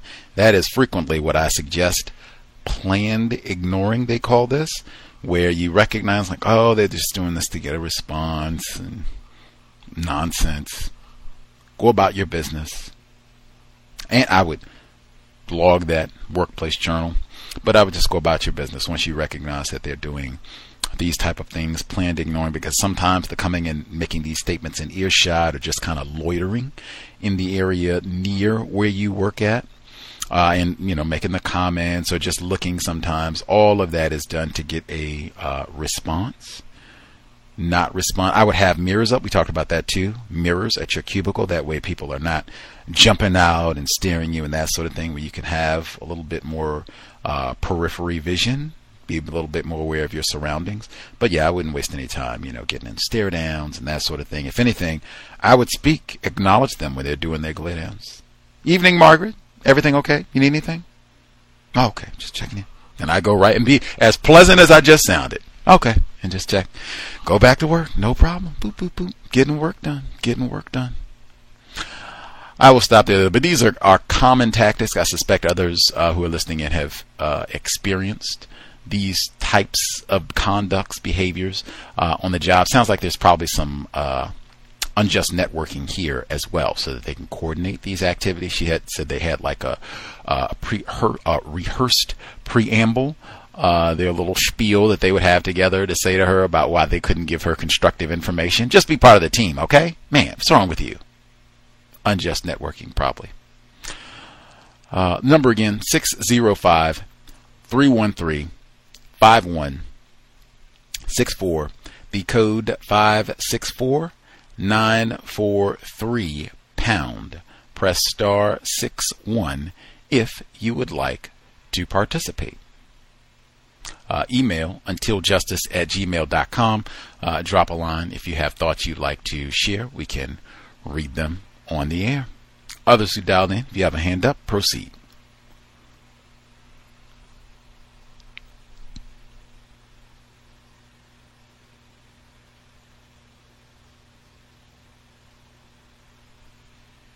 Let's see. May I be heard? Caller in Florida. Yes, sir. Yes, sir. Thank you very much, sir. Greetings to guests, the host, the listeners, and callers. I want to start out my first report with this was a conversation that took place at least a few months ago. I was in the judge's chambers, and me and the chief judge and the JA was talking about how to, I guess, greet or speak to a judge when you see them in public or in other places outside of the courthouse. So I said, I don't mention them being a judge or your honor. I just kind of just speak to them or whatever. So he was like, he heard that some judges prefer that way, and then the judicial assistant says that she heard that some judges would, I guess, prefer that you, I guess, call them judge or your honor or judge such and such. And then just really quick, I just remember saying, man, maybe there ought to be a code of what to do, huh? When it comes to if you see them somewhere like in a grocery store or something. And then she said, this is what a white woman said, well, I don't know if we can make it a code because we all aren't doing the same thing. So I thought that was kind of powerful that, you know, that she said it like that, because that definitely is a part of white code, is a grandiose amount of white people doing the same thing for an effective result, especially when it comes to practicing white supremacy. So it's like, well, I don't know if we could do a code for that, because we'd all have to do the same thing. I say, yeah, you have a good point. My next one is these next few ones are definitely ones I could submit to do the planned ignoring response to. This one is, I was in the break room. I was eating a salad. So they had this tacky ice cream social for Valentine's Day last week. So they had all kinds of Oreo cookies, Chips Ahoy, ice cream, donuts, all, you know, I mean, the worst of the worst. And this white guy, he got it out of the refrigerator, right?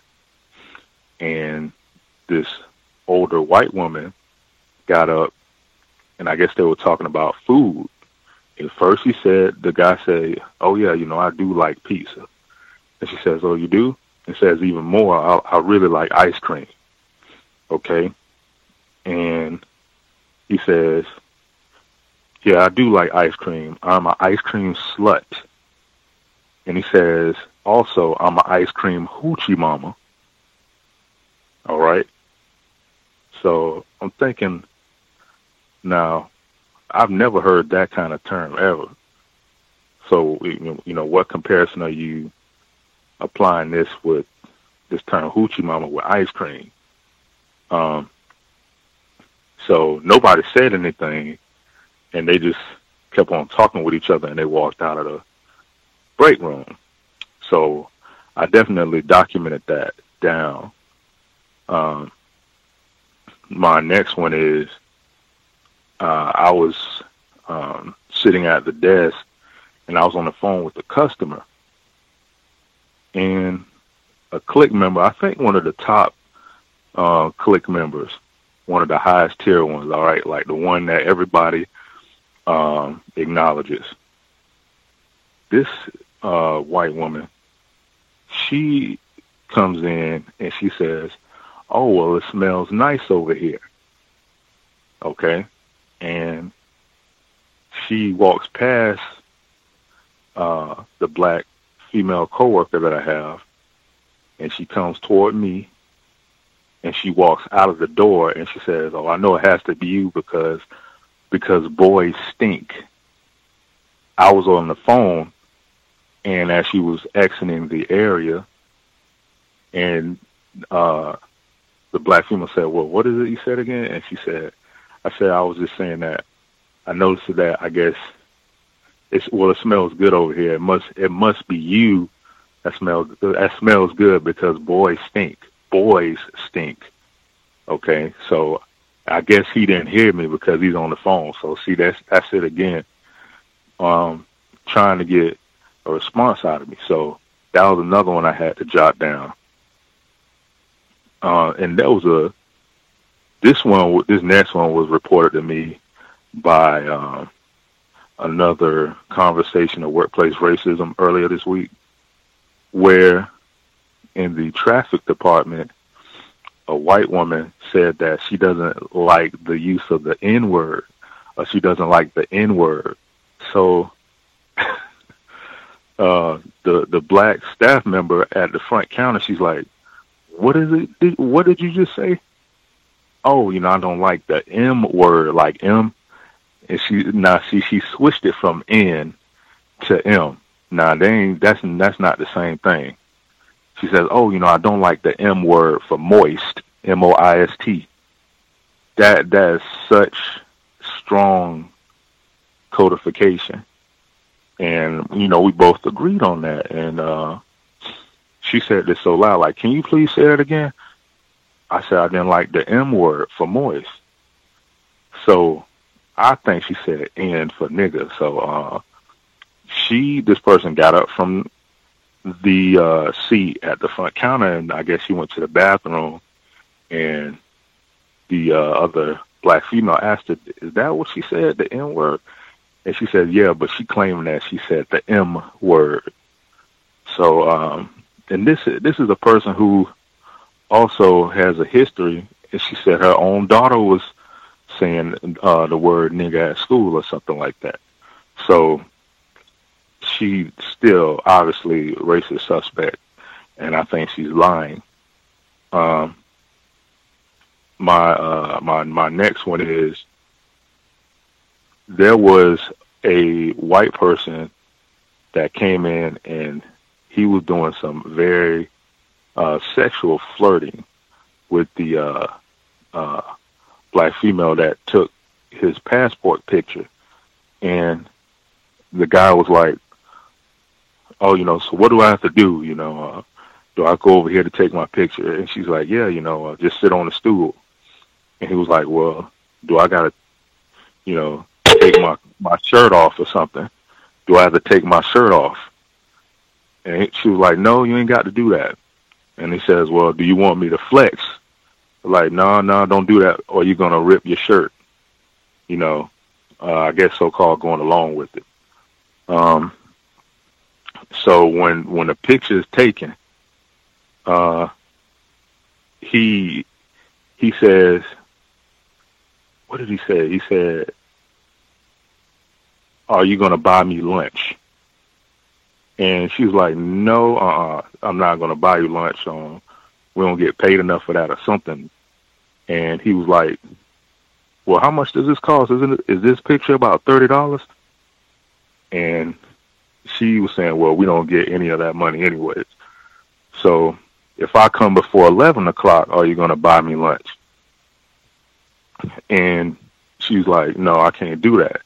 And this racist says, oh, no, you're supposed to say yes.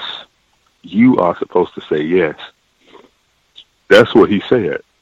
So now the context is, there are other people, there are other customers. They were all white. They kept looking over laughing. Okay.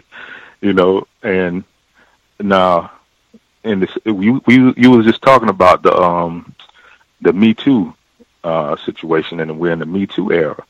So as he was leaving, he says, well, you don't work too hard. You don't want to be too tired by the weekend. So I jotted all of that down so I could remember that language.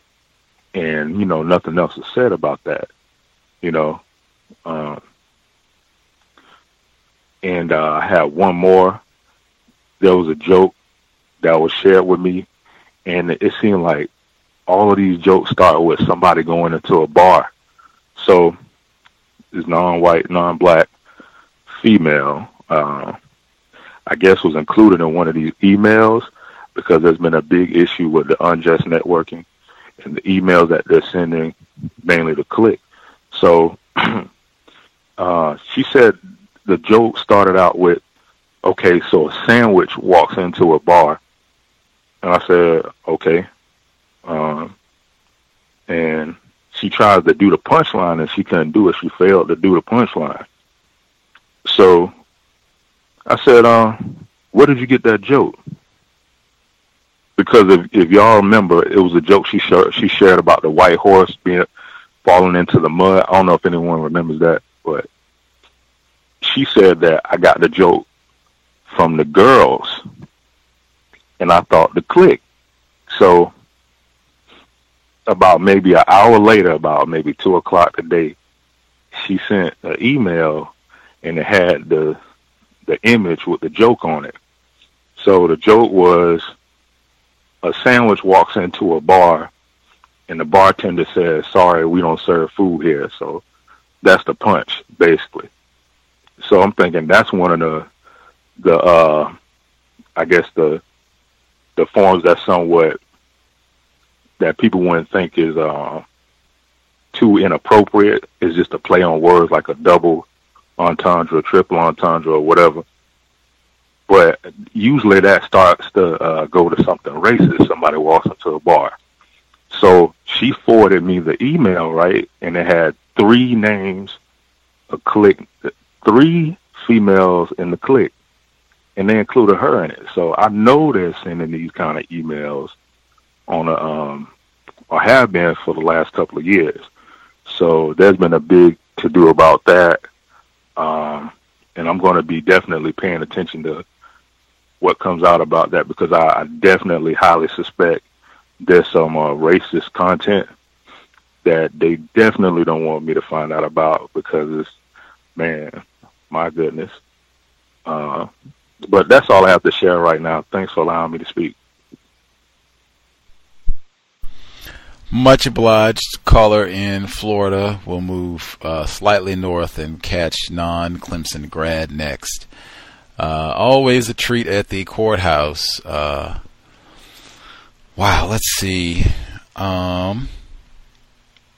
Mr. Fuller, some years back, he said that on his job, he would always perk up when white people would come to tell racist jokes, because he said sometimes it would be black people on the job talking amongst themselves, joking around amongst themselves and telling jokes or whatever.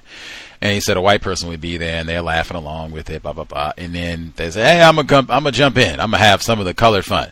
And they would hop in and say, you heard the one, the colored boy walks in. Oh, wait a minute. And he said they would get halfway into it and be like, oh, wait a minute. I think it's a nigger joke in there. And they would stop, and he said it happened a whole bunch of times where they would get halfway into it and be like, oh.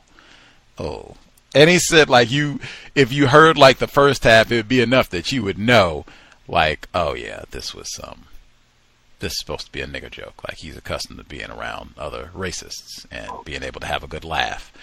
That I suspect what you said when she was kind of coming out with, oh, guess what happens when the sandwich goes into the bar? And she's like, oh, I'd like to see this. He says, is that one? I hope that one isn't one of the ones where, does that one end where they say nigger about it? Okay. I think this is a good one. I think I can just, that's what it sounds like to me. Like, we have shared enough of our little nigger jokes. And remember Mary Ann Tweedy? She was the clerk at the courthouse in Ferguson. At the courthouse in Ferguson. And that's what they did all day long, was swap nigger jokes about that nigger President Obama and that ape Michelle Obama. And, oh, you want me to fix a ticket for this white man? No problem. Get rid of that. You mean that coon in the White House? I can't stand him. And that coon Michelle Obama, that was all day long at the courthouse in Ferguson. Mary Ann Tweedy. You can look up the name. But that's what it sounded like to me. Like, and that's my thoughts exactly, because that's exactly who they are accustomed to. No, we don't serve coloreds.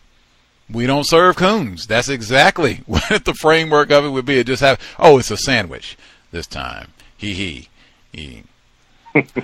Let's see. That was like the black female that works there to do the passport photos. I feel like I've been doing so much talking about passports and get your passport, and had to take my passport photo, even though I didn't do mine at the courthouse. I'm sorry she had to experience that, but that is like routine in the system of white supremacy, like routine back to, like, you know, in the cotton field routine, like centuries. Like, that is the totality in many respects of white supremacy racism, being raping and sexual exploitation of black people, males, females, children, you name it. To be at the courthouse and to have to endure that, like, publicly, because I was thinking the whole time, like, I don't know if this black female is married, she's a mom, she has a fiance, a boyfriend, like, to just be talking to her, like, you want me to take my shirt off? Like, is that how I'd be talking to a married woman? Is that how I'd be talking to a mom? Like, what? I don't even know you. I don't even know your name. Like, and I'm at the courthouse again. We're not at the brothel. We're not at the strip club.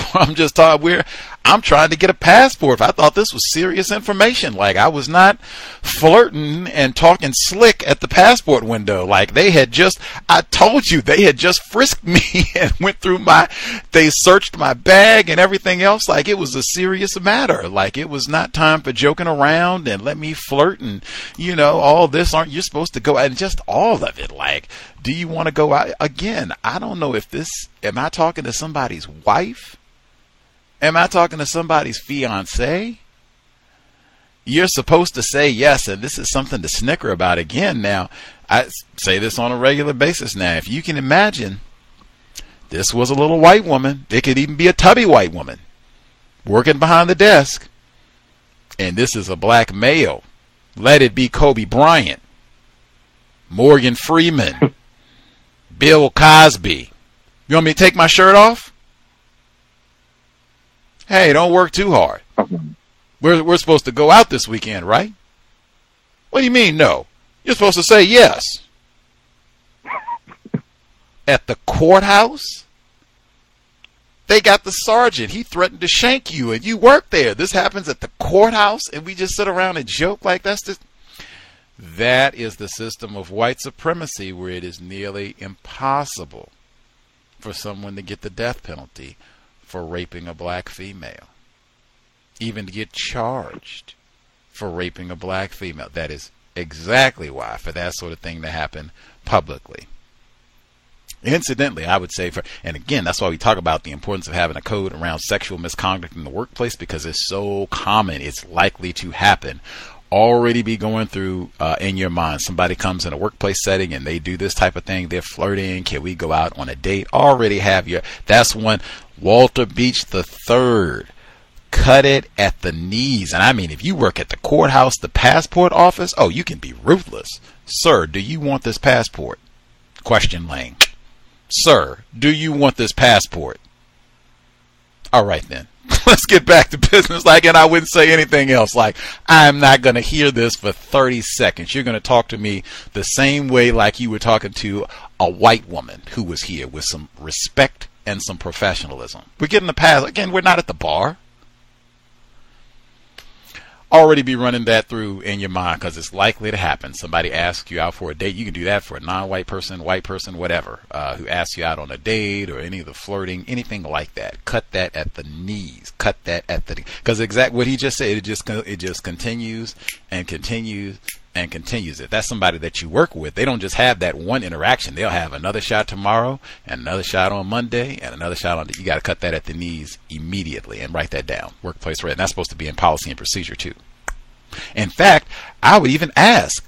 I'd say, hey, next time we have a meeting, are we supposed to endure this sort of thing? Somebody comes in and is flirting and asking for a date and take my shirt off and that sort of thing. What's the policy and procedure on sexually inappropriate remarks from clients who come in to patronize the courthouse? I would even ask, or your workplace. Let's see. Next.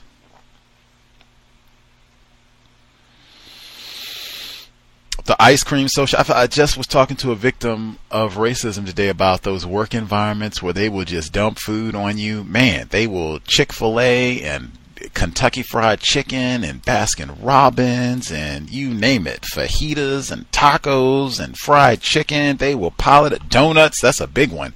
They will just pile it up on you. It's Valentine's, so they'll get chocolate. They might even have a fondue. Really do it up.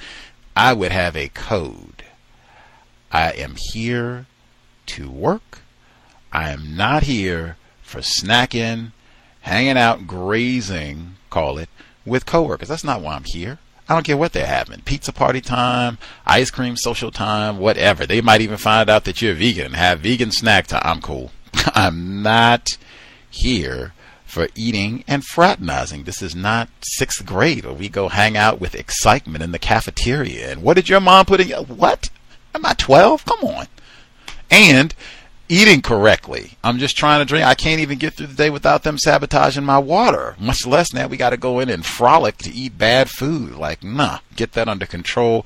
I have my own food. I'm, regulated about my diet. I'm not going to be a dog that you just wag my emotions around. Oh my goodness, it's pretzel day on the plant. Oh my God, it's fried chicken. Come on. The ice cream sled, and the other component is the conduct. Now I go to hang out for the ice cream, so okay, I get my 2 scoops, I got my chocolate, my sprinkles, my whipped cream, and I'm an ice cream slut. Now I got to get out my workplace journal. I'm an ice cream hoochie. Are we at the courthouse again? I'm confused. Are we at the brothel? Are we at the bar? What is going on? The type of language that's being used. Because I wouldn't even want to hang out with that. I'm cool. I'm going back to get work done. My stomach has even turned about ice cream. And a lot of folks are lactose intolerant anyway. You don't need to be consuming all that dairy nonsense anyway. But just speaking in a professional manner, you'll find that's very common. I wouldn't use that language. And then if you follow up and say, oh, she's such an ice cream hoochie, she's such an ice cream slut, oh man, somebody hears you say it, R. Kelly, Bill Cotton. In fact, she might even come around and get an attitude about you saying, well, it was just a joke last week. It didn't sound like you were joking. And I'm not comfortable with that sort of language in a workplace. Let's see. The white woman, I think she's a part of the clique. The white woman who came through, I said, oh, it smells good in here. This must be you, pointing at the black female, because boys stink. And she repeated it. She said, they will often say things, at least that's my conclusion. Racists will often say things, especially in a work context, where they're just trying to get a response out of you. Sometimes they'll be talking to somebody else, but it's in earshot so that you can hear it. Sometimes it might be nonverbal. Lots of different ways that they can do things. They're just trying to get a response. And I think we just had a dialogue about who's classified as a man and a woman in the system of white supremacy. You don't have to listen to Gus T. Racist man, racist woman, they can show you better than I can tell you who is a man and who is a woman in the system of white supremacy. Frequently, they let us know directly who the men and women are and who they are not in the system. And then, you got anything to say about that? Boys, gals? I'll repeat myself. Boys, they smell bad. Okay, and then I go about my business. That's racist woman, not confused about racism. I might put that one in my workplace journal and continue. Let's see.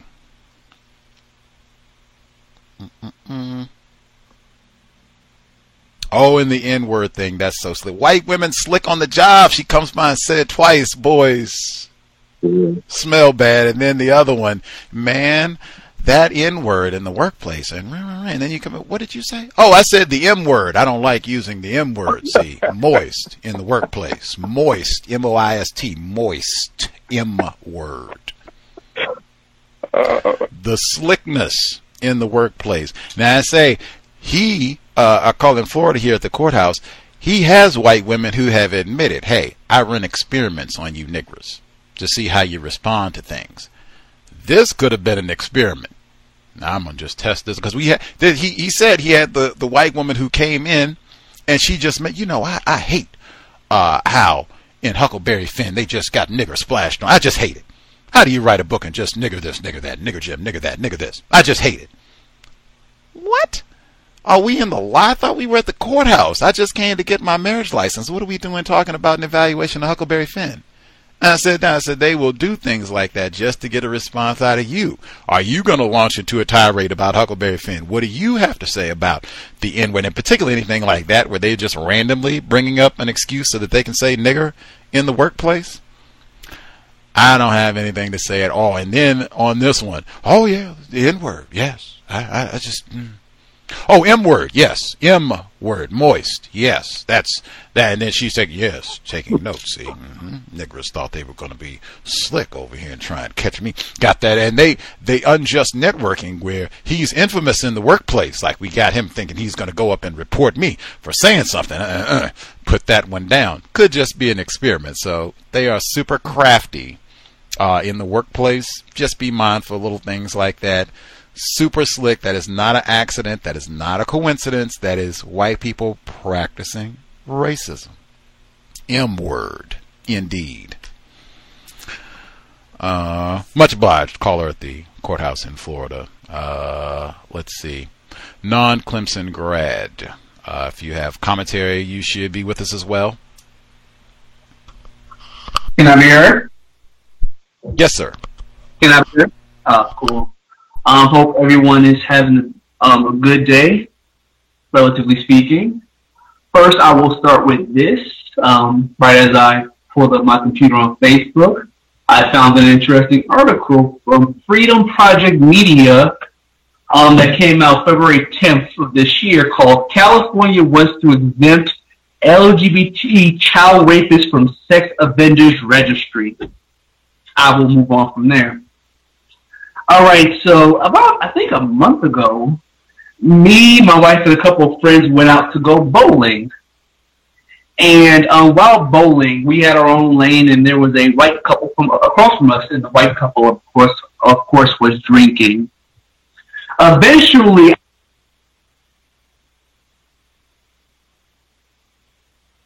can I be heard? We can hear you. Yeah, computer just muted this stuff out of nowhere. Okay, cool. Yeah, the white couple, they were drinking with a male and a female, and music was playing because it was a bowling alley, and I forget what song was playing. Probably not particularly important, but it was I think it was a rap song maybe. And then the white dude said something smart or snarky about I can't dance because I'm a white guy, to which I simply just ignored him as he looked at me and simply turned my head. He clearly understood that I didn't care much for his comments, so he tried to ask for my forgiveness, and that, you know, if I didn't forgive him, it would eat him up for the rest of the night, to which I simply said, and I guess it's going to eat you up for the rest of the night. Next story. A while ago, me and my wife went out dancing, and the guy that was teaching a class was what appeared to be a tragic mulatto, and he had a white wife. Now, that in itself wasn't particularly interesting to me, nor my wife. Interesting about that was the fact that if you would have saw the tragic mulatto male, he looked very good, and his wife, not so much. I don't know about you, but does anyone have a situation where they see a lot of, you know, good-looking non-white males going out with a bunch of not-so-great-looking white females? That seems to be a big thing here in the South where we live. And then another story. I said this the last time I called in. One of the things I'm responsible for at my job is something called a Title VI plan. It's the plan that deals with the rules and regulations for dealing with violations or reports of this, you know, discrimination when it comes to transportation, right? So I said a couple of months ago, a while back, that I changed some of the words to eliminate certain words like discrimination and complaint and replace them with words like mistreatment and report. So we were doing a training session for new members, for newly elected politicians in our region, because it's a new year, of course. And my coworker, a white female, she was presenting on the website that she manages from her position. And one of the pages on there, of course, is the Title VI page, which I provide all the material that goes on that page. And when she was explaining the material on the page, I was really wondering what she was going to say. She ended up using different words than the ones I had put into the document myself. Instead of using the word discrimination, she used the word violation, and instead of using the word report, she used the word claim. And I couldn't help myself. You know what? Those are not bad words to use. I wonder why she chose not to use the words I put up there, or the usual words of discrimination and complaint. Nevertheless, I was a little intrigued. And then this is my main story. The person who is my friend and mentor, he's been working, well, he's a data analyst, and he was hired by someone who works at the county where I live, but the person who works for the county also is his own department, where he works as the director of workforce development for the county. So this means people who are looking for jobs, whether they're young, usually ages 17 to 24, maybe they just got out of prison, or maybe they're having a hard time finding a job. Maybe they didn't finish school. It is this department's job to help these people find jobs, right? And of course, this director hired my friend and mentor. And one of the things that my mentor knows a lot of things, he's really talented. And one of the things he's trying to do is that he's trying to get more money, so more money can be put into the transit or the buses in the region to help people get to and from work. Because at the end of the day, it's very hard to make money when you can't even get to the job. So we're supposed to do something called a transit symposium back on April 11th, for which I was supposed to be one of the presenters.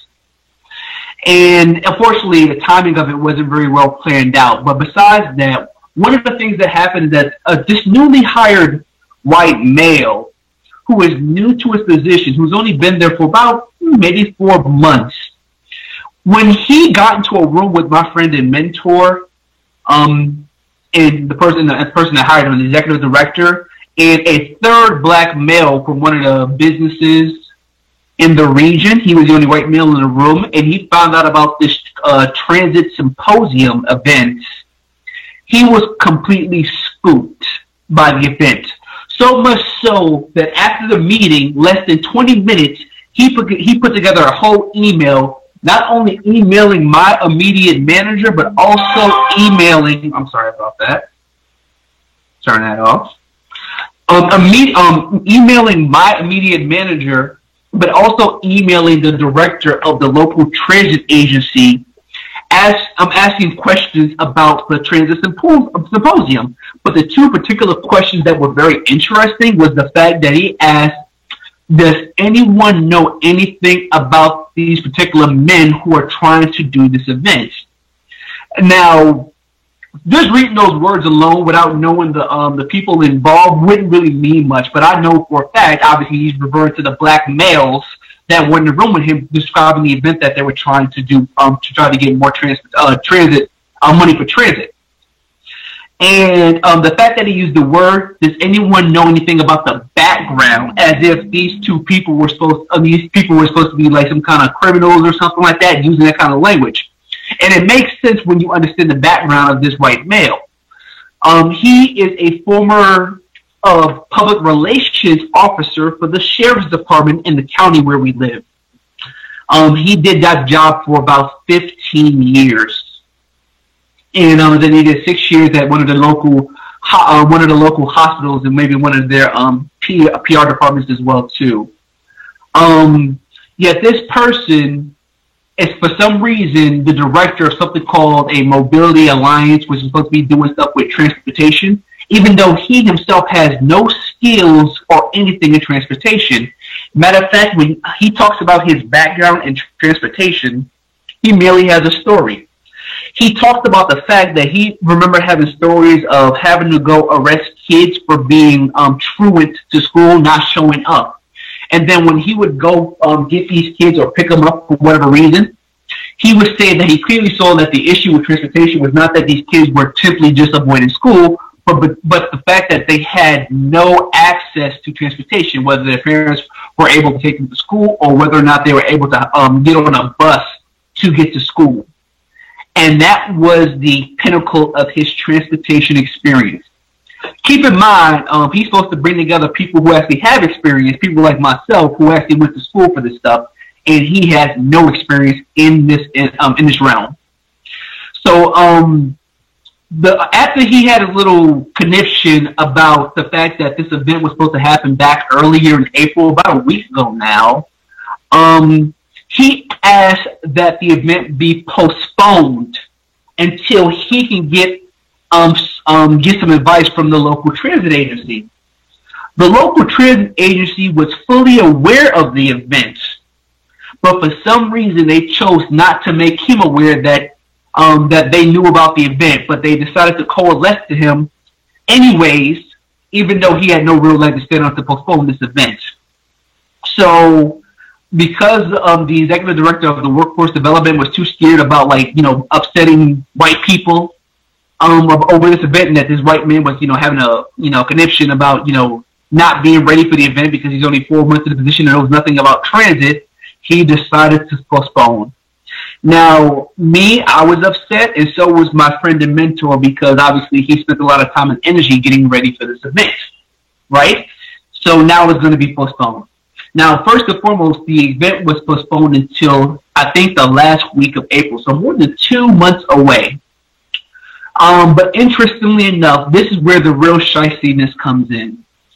About, I think, earlier this week, the man who went through all that just to get the event postponed, all of a sudden planned and scheduled his own event that's supposed to happen at the end of March. Just showing the nefariousness, what you would call unjust networking of everything he was trying to do. So obviously communicating with my immediate manager, communicating with the director of the transit agency, and whoever else that I'm just simply not aware of, to get my friend in the workforce development director to postpone so that he can get ready just to undermine the event so he can throw his own event. And the thing about his event is that it's nothing compared to what my friend is doing. He's just simply bringing together a whole bunch of people from the region, just to talk and maybe have coffee together or something like that, for which I personally wanted to be in town for anyway, so it doesn't even matter to me.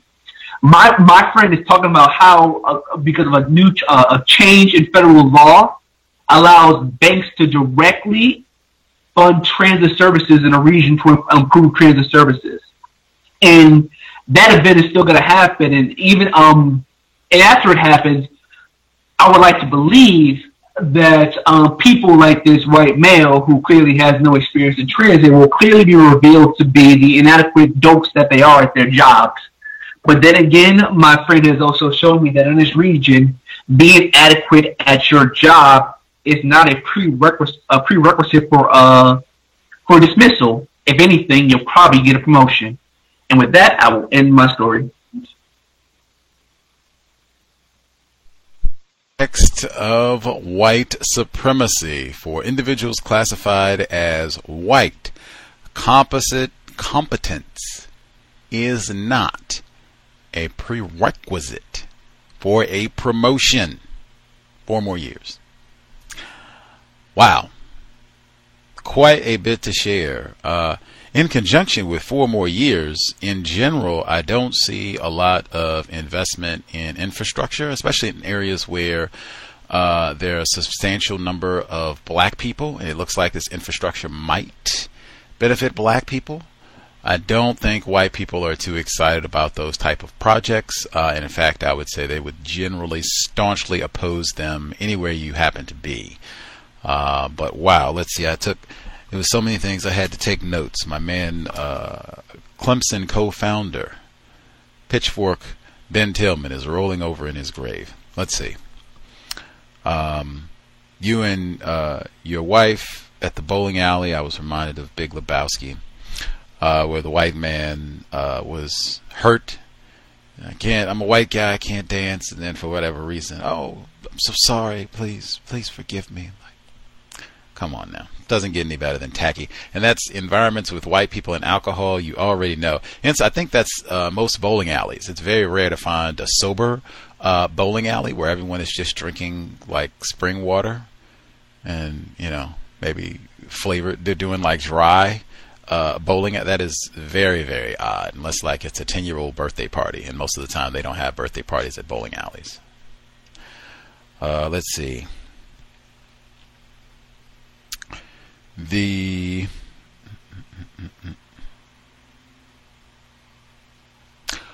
white man who comes to the traffic meeting. I think traffic in general, public transportation, because there's so many examples of white people deliberately undermining public transportation, deliberately limiting public transportation. There's a great report on the MARTA system in Atlanta. I forgot what it all stands for. Metropolitan Atlanta's Rapid Transportation Association. Maybe I didn't forget. I think that's it. But the MARTA system, it's like they're... I believe MARTA stands for Moving Africans Around Transit Rapidly, something along those lines. Well, that is not the official acronym, but that is also, not officially, but that is commonly also known, Moving Africans Rapidly Through Atlanta. I think that's in James Baldwin's his book, Evidence of Things Not Seen. But either way, the public transit system there, buses and their little ragtag, I was going to say subway, but it's not even really a subway because it is deliberately sabotaged. Like this is known. There was a great report written about this they had a big snowstorm a few years back in Atlanta. They'd be like, oh, it would be awesome if MARTA was accessible and you could easily get to any spot of Atlanta since it's such a big city and it's, 2 million people in the greater, Atlanta area and the outsides and such. It's so many people here. Be great if we had wonderful public transportation, but no way, because we do not want all of those black people moving around easily, willy-nilly, on the buses and so on. Matter of fact, it's so retarded. I have never been retarded, deliberately delayed. It's so retarded, deliberately so.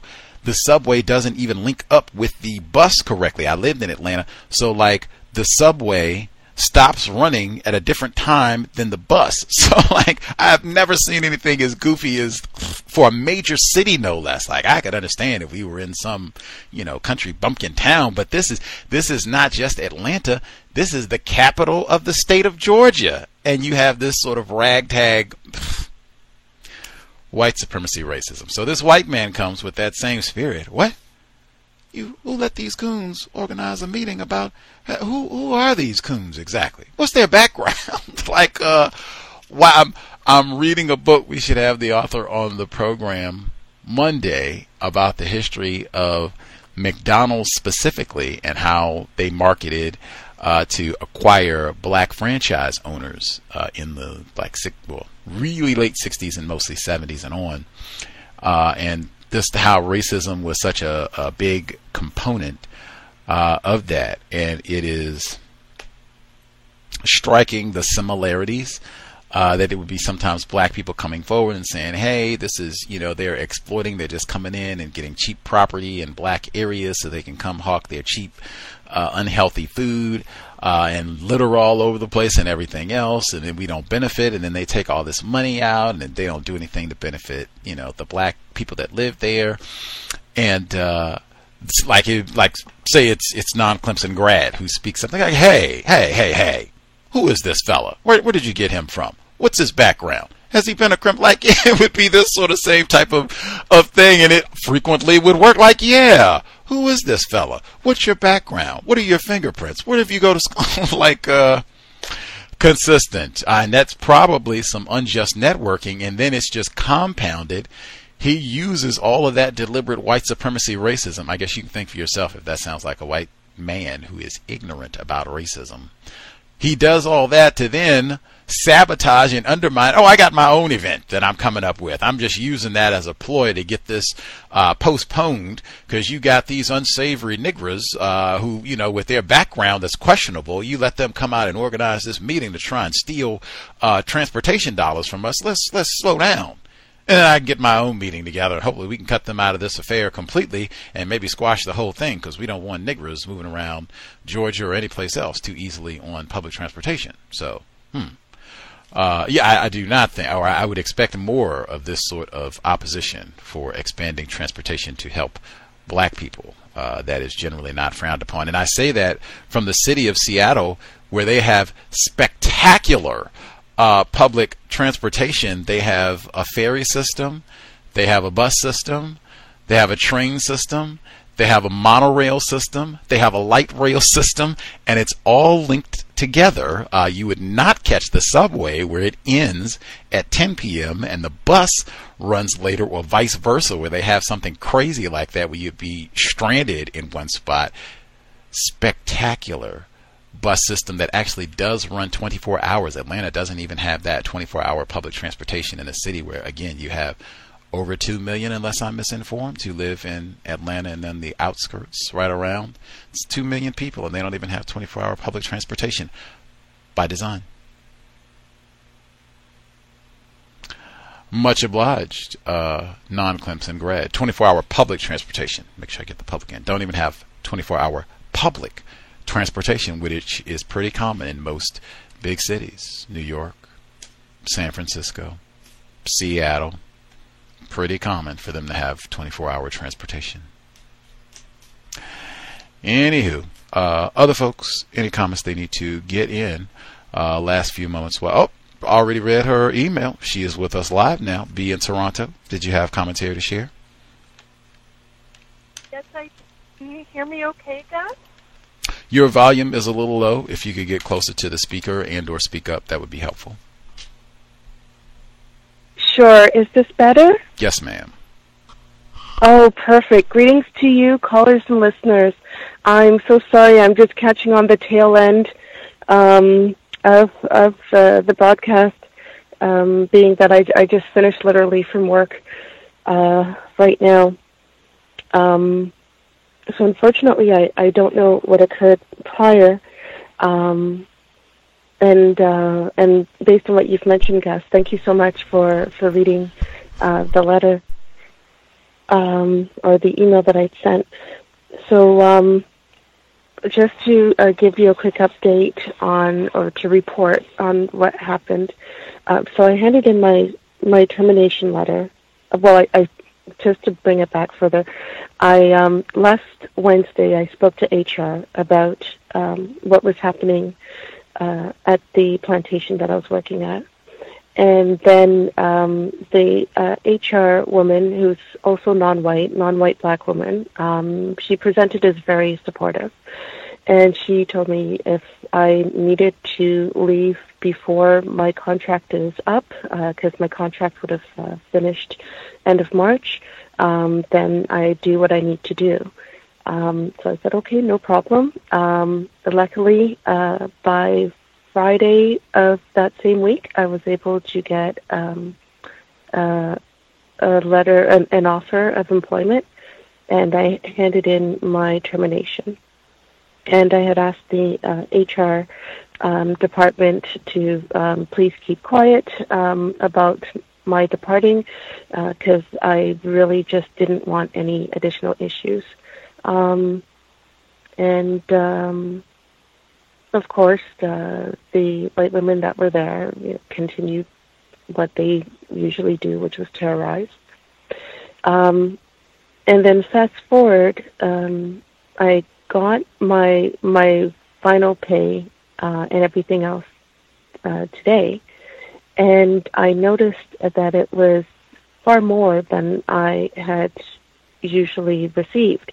I was expecting it slightly more, like maybe additional vacation or what have you, but it was like literally an amount over, like a certain amount over. And so I sent an email to the same HR individual and informed her. I said, well, I noticed that I had this amount. Can you just double check with finance just to make sure that, it's not incorrect, because I had a sunken feeling that, this is probably the last deliberate hurrah moment is to make it incorrect, because according to the contract at the time, if it is incorrect, and if it was overpayment, then you're responsible for paying back the company. Come to find out that it was correct, and I'm like, okay, well, where is this excess amount coming from? Was I not being paid in accordance to the contract? What was happening? And I come to find out that every year the employees get $1,000 bonus. $1,000 bonus. Right now in Toronto, well, in Ontario, you have the provincial government that is cutting different organizations for the funding. And oftentimes I hear organizations talk about, we just don't have enough money for this or that. And the fact that this organization manages to give $1,000 bonus, so literally if you work there 20 years, you get $20,000 bonus. It's not sales, it's just a bonus. And that floored me.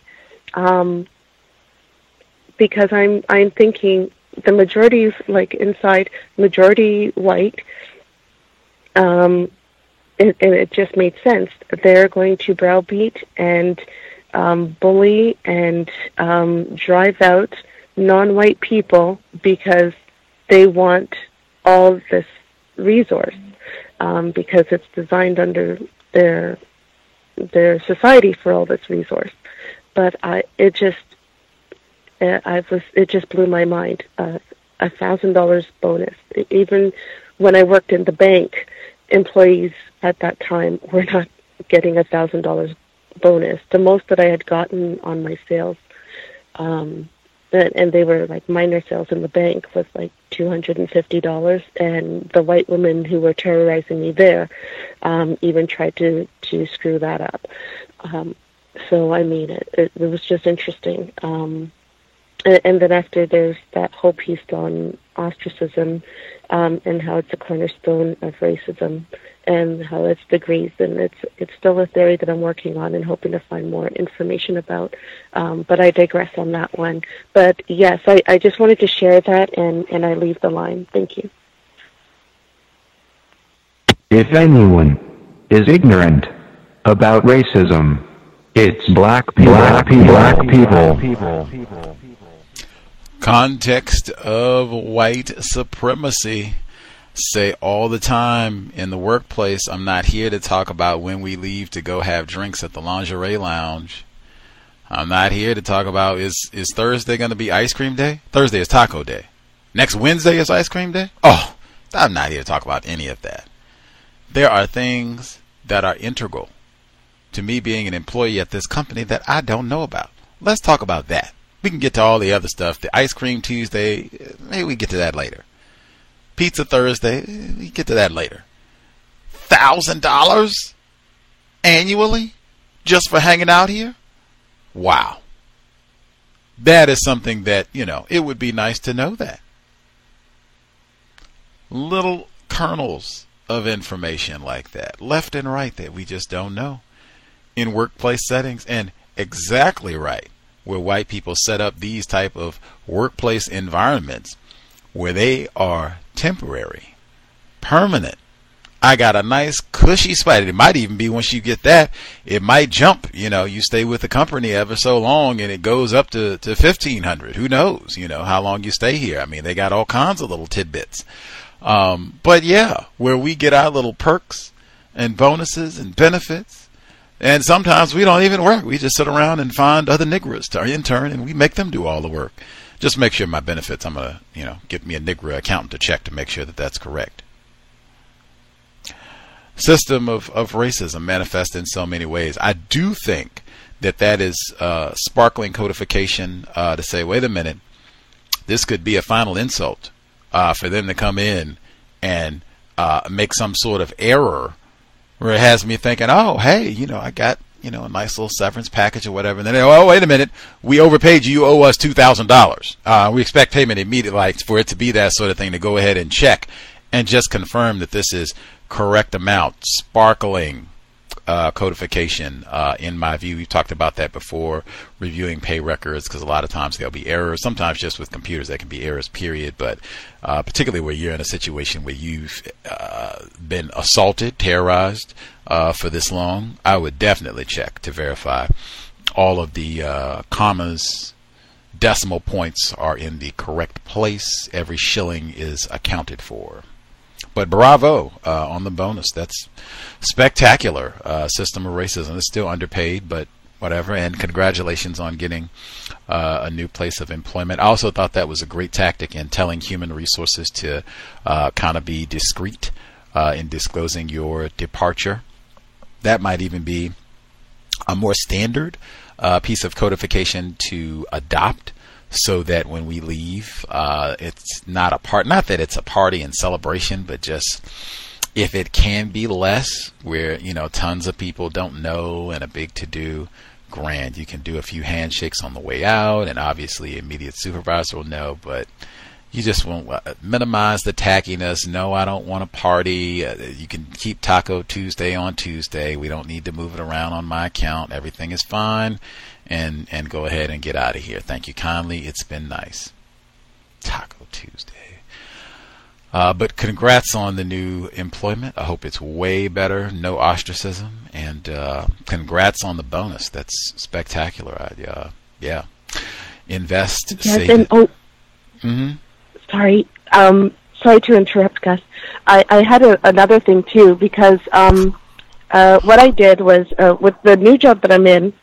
It's a higher position, and I have several persons that I'll be supervising, and it's unfortunately the pay is less, but I factored the cost benefit into the equation. I figured, you know what, I might as well just go and take this if it's a higher title, so that it goes onto the resume. So I'd also encourage that in some cases where the title is higher but you're getting slightly less, to have a plan as to how you would work that in, and then add that onto your resume to make more of an impact, so that you can then use that to negotiate for a higher position and higher salary.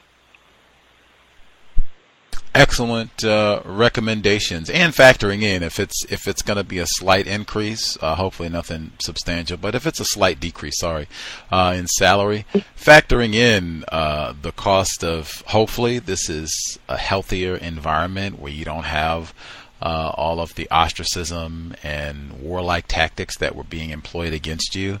I think that takes a cost as well, so being removed from that environment, hopefully that will help compensate for the slight decrease in salary. But that we talk about that regularly. That is something to factor in. If you are in an environment that is that toxic and you don't see yourself advancing there, being there in a healthy manner in 2 years, 3 years, man, you can find a better plantation that's a little bit healthier.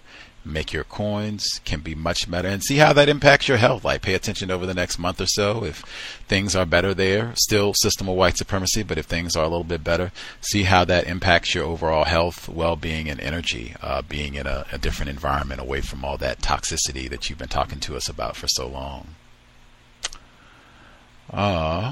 With that, we did our 3 hours. Much obliged for folks tuning in. I don't think we missed any hands. I don't think. Yeah, all the folks that... I don't think we missed any hands. Yeah. Anywho, we'll be here tomorrow for the compensatory call-in, 9 p.m. Eastern, 6 p.m. Pacific. We should also be here on Monday, the 24th. That's the book franchise. I mentioned it already. It is pretty much workplace racism. Talking about McDonald's efforts, the treachery. A lot of the book is like late 60s, like after Dr. King's assassination, and then 70s forward.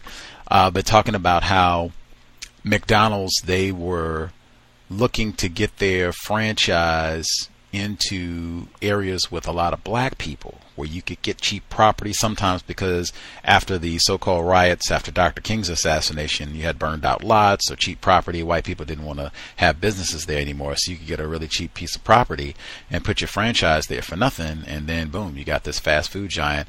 And then lots of black people are shopping there. They don't have a lot of money, so you can go get a cheap, hamburger, fries, whatever it is. And this is an environment you can go get out the coal, lots of other things. Now it's Wi-Fi and all the rest of it, so can become a whole little hub, especially if you're in an area where they don't have community centers, libraries, that sort of thing. McDonald's is the whole hub, and you can get chicken nuggets.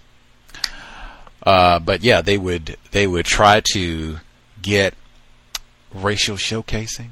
They would try to get black people to look like the front person, even if it was white people behind the scenes, as they say, who were putting up a lot of capital or loans for the operating costs and making money from all of this. But it would look like a black person owns this franchise. They had lots of examples of that in the book, and even the black people who would get a franchise, they're thinking they're getting involved in this to help black people and get jobs and make money, and that's one way to fight against racism. They ended up having to mobilize and like, wait a minute, these McDonald's folks are practicing racism against us. They're sticking us in these areas where it's really high cost, and we got high security costs and high overhead. It's really hard for us to make money, and they're doing this specifically to the black people who own McDonald's franchises. We could have done it in workplace racism, but Monday, 8 p.m. Eastern, 5 p.m. Pacific, I think that's when it's supposed to be. The book is franchise. It just came out right at the end of 2018. Black author, no less. Black female. Anywho, much obliged for folks who tuned in. Hope it was worthy of your Friday evening. Sobriety would be best under conditions of white supremacy. Do not go to the lingerie lounge, especially not in a city municipal vehicle. In addition to being sober, every time you are in a vehicle, driver or passenger, be buckled up. If you are driving, you are sober, buckled, and you are not on your cell phone. Again, just doing little things to stay out of greater confinement. Minimize contact with race soldiers, badge or no. That said, Creator, we ask that you help us remain patient with other black people, victims of white supremacy. We ask that you help us remain patient with ourselves.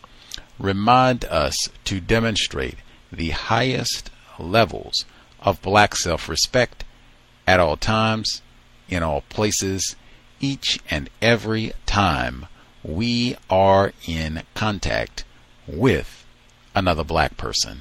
It has been time. Replace white supremacy with justice immediately. Cow signing out.